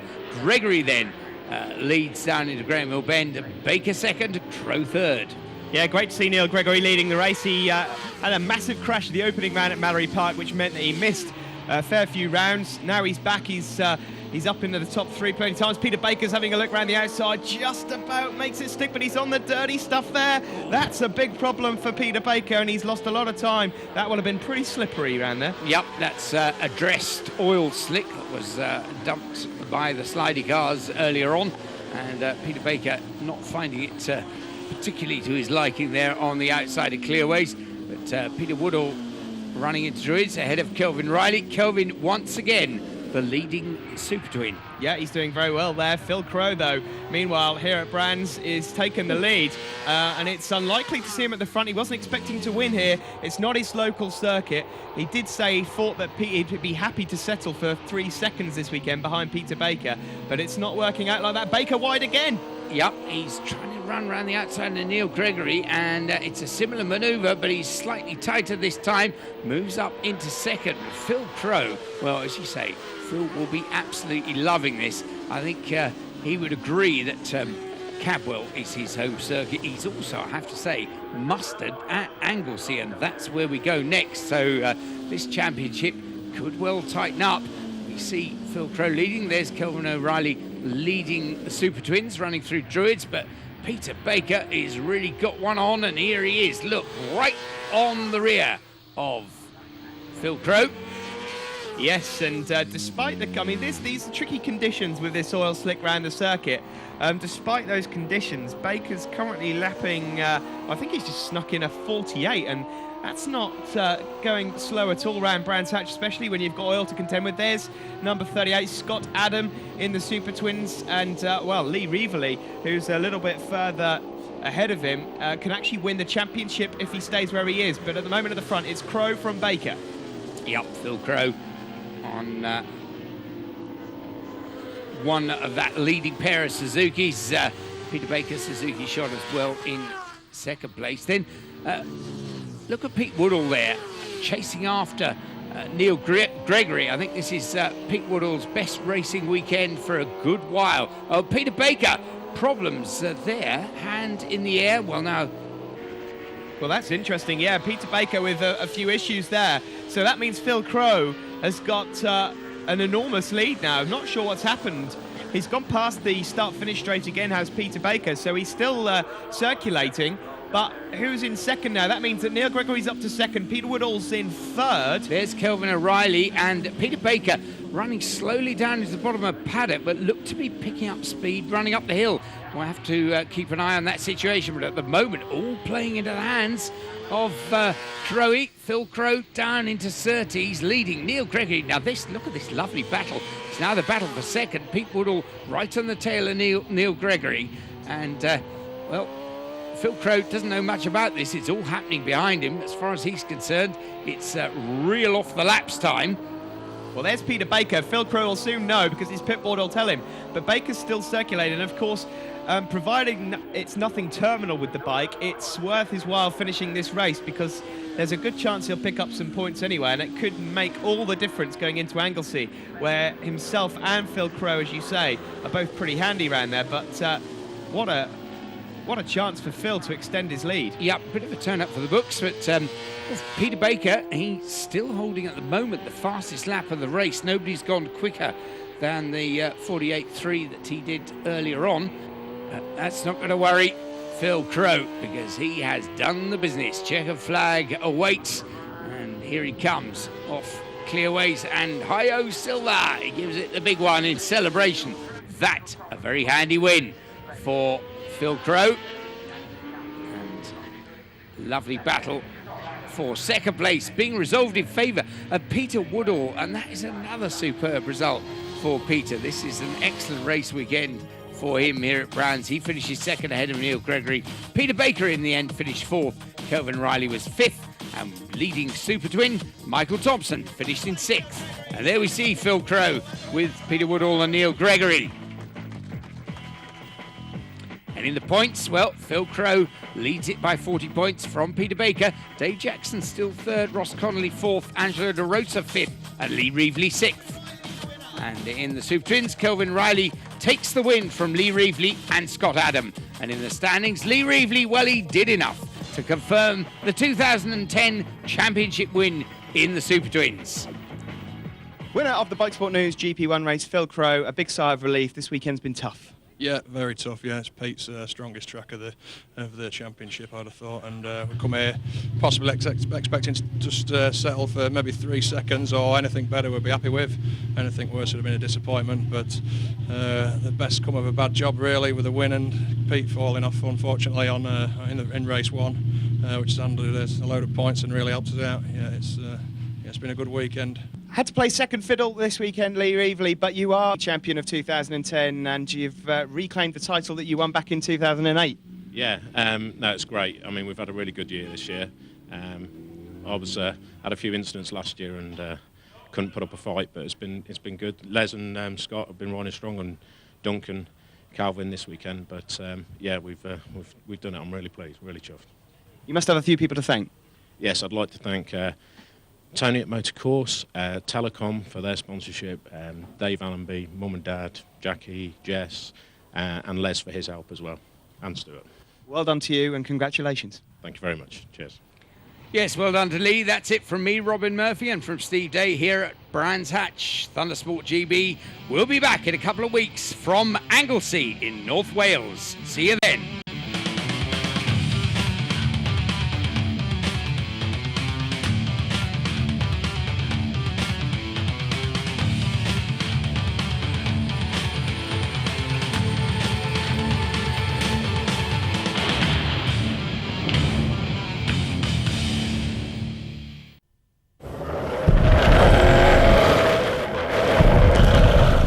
Bennett's.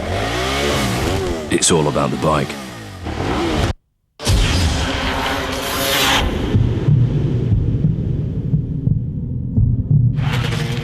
Salut à tous, c'est Seb. Bon anniversaire pour les 10 ans de Motor TV. Hello, it's Mikko Hirvonen here. I just want to wish happy birthday to Motors TV. Hallo, ich bin Thierry Neuville und ich wünsche oder gratuliere zum Geburtstag an Motors TV. Bonjour, je suis Olivier Quenel, le directeur de Citroën Racing. Eh bien, je souhaite un bon anniversaire à Motors TV pour ses 10 ans. Hi, I'm Steve Richards. And I'm Mark Winterbottom. And we're from Ford Performance Racing. We'd like to wish Motors TV a happy 10th birthday. And thank you for showing V8 supercars all throughout Europe. Hi, I'm Jamie Wincup from Team Vodafone. To everyone at Motors TV, I personally like to say, hey, I love your work. And on behalf of all the V8 supercar drivers here in Australia, I just want to wish you a very happy 10th birthday. Miss something on TV? Well, catch it on our website. There are over 1,000 videos on motorstv.co.uk. From car tests to the best crashes, race reports and exclusive interviews. Have a look. There's surely something there for you.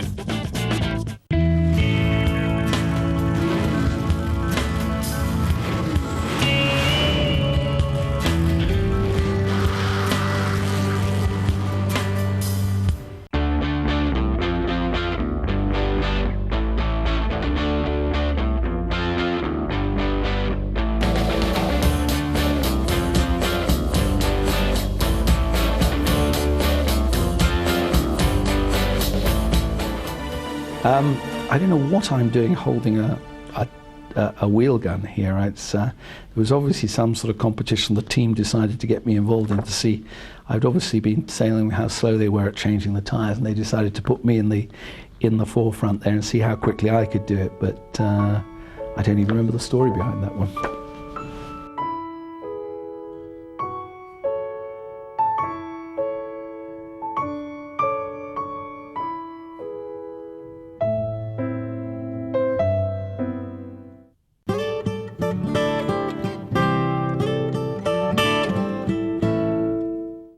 I was on a training course at another store. I came down one aisle, Collie came down another aisle, and we collided, and then they called an ambulance. If you've been injured in an accident at work and it wasn't your fault, you could get compensation. Call BGR Bloomer on 0808 173 5173.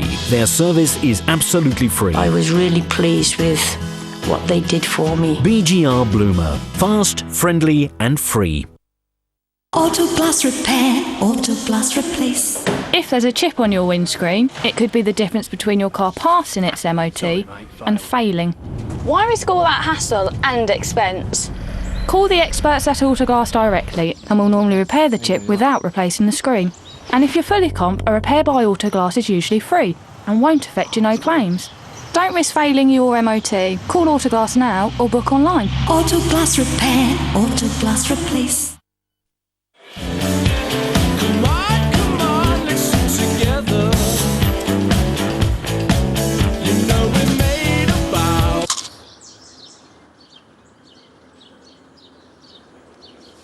With delicious biscuit and caramel, it's Twix, two great tasting bars, happy together.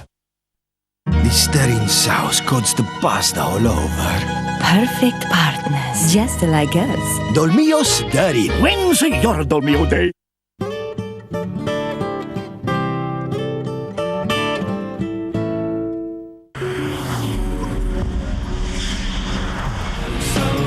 No other network covers the thrills-a-minute sport of rallying quite like Motors TV. And when you join the high-speed television network tonight, you'll be in for a double dose of maximum attack action, beginning with RPM Motorsport at 10:20, followed by an all-new edition of On the Limit Rallying from 10:55 in the evening.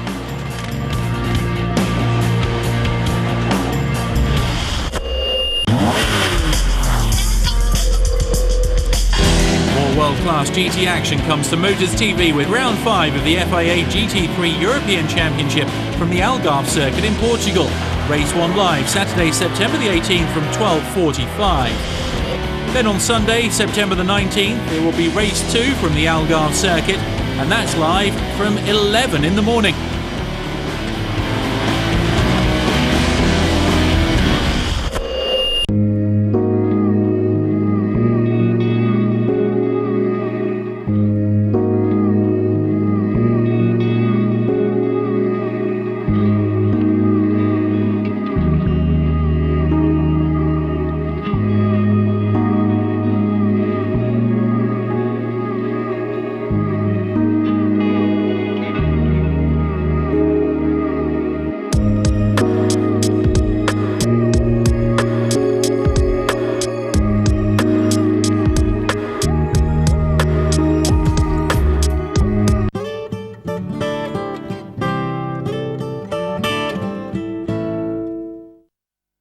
The following is a commercial presentation for the Works Trivac from Positec Power Tools Europe.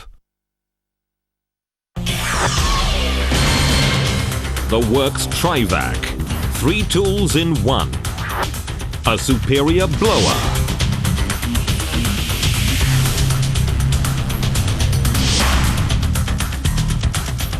A powerful outdoor vacuum.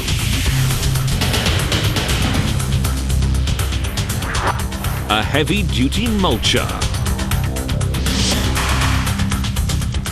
The Works Trivac, a premier outdoor cleanup tool. Hi everyone, I'm Paul DeMeo. And I'm Robin Hartle. Robin and I have hosted home improvement shows for years. We've worked with some of the best outdoor tools on the market. And today, we want to show you one of the most exciting tools we've ever worked with, the Works Tri-Vac. With the Works Tri-Vac, outdoor cleanup is faster, easier, and there's no more aching backs or dirty hands. The Works Tri-Vac is a 3-in-1 tool. It's a powerful blower, it's a heavy-duty mulcher, and it's a vacuum. Coming up, we'll show you how you can get your very own Works Tri-Vac. Tired of raking leaves? Tired of sweeping garden walkways? Tired of scooping leaves into rubbish bags by hand? Introducing the 3-in-1 Works Tri-Vac.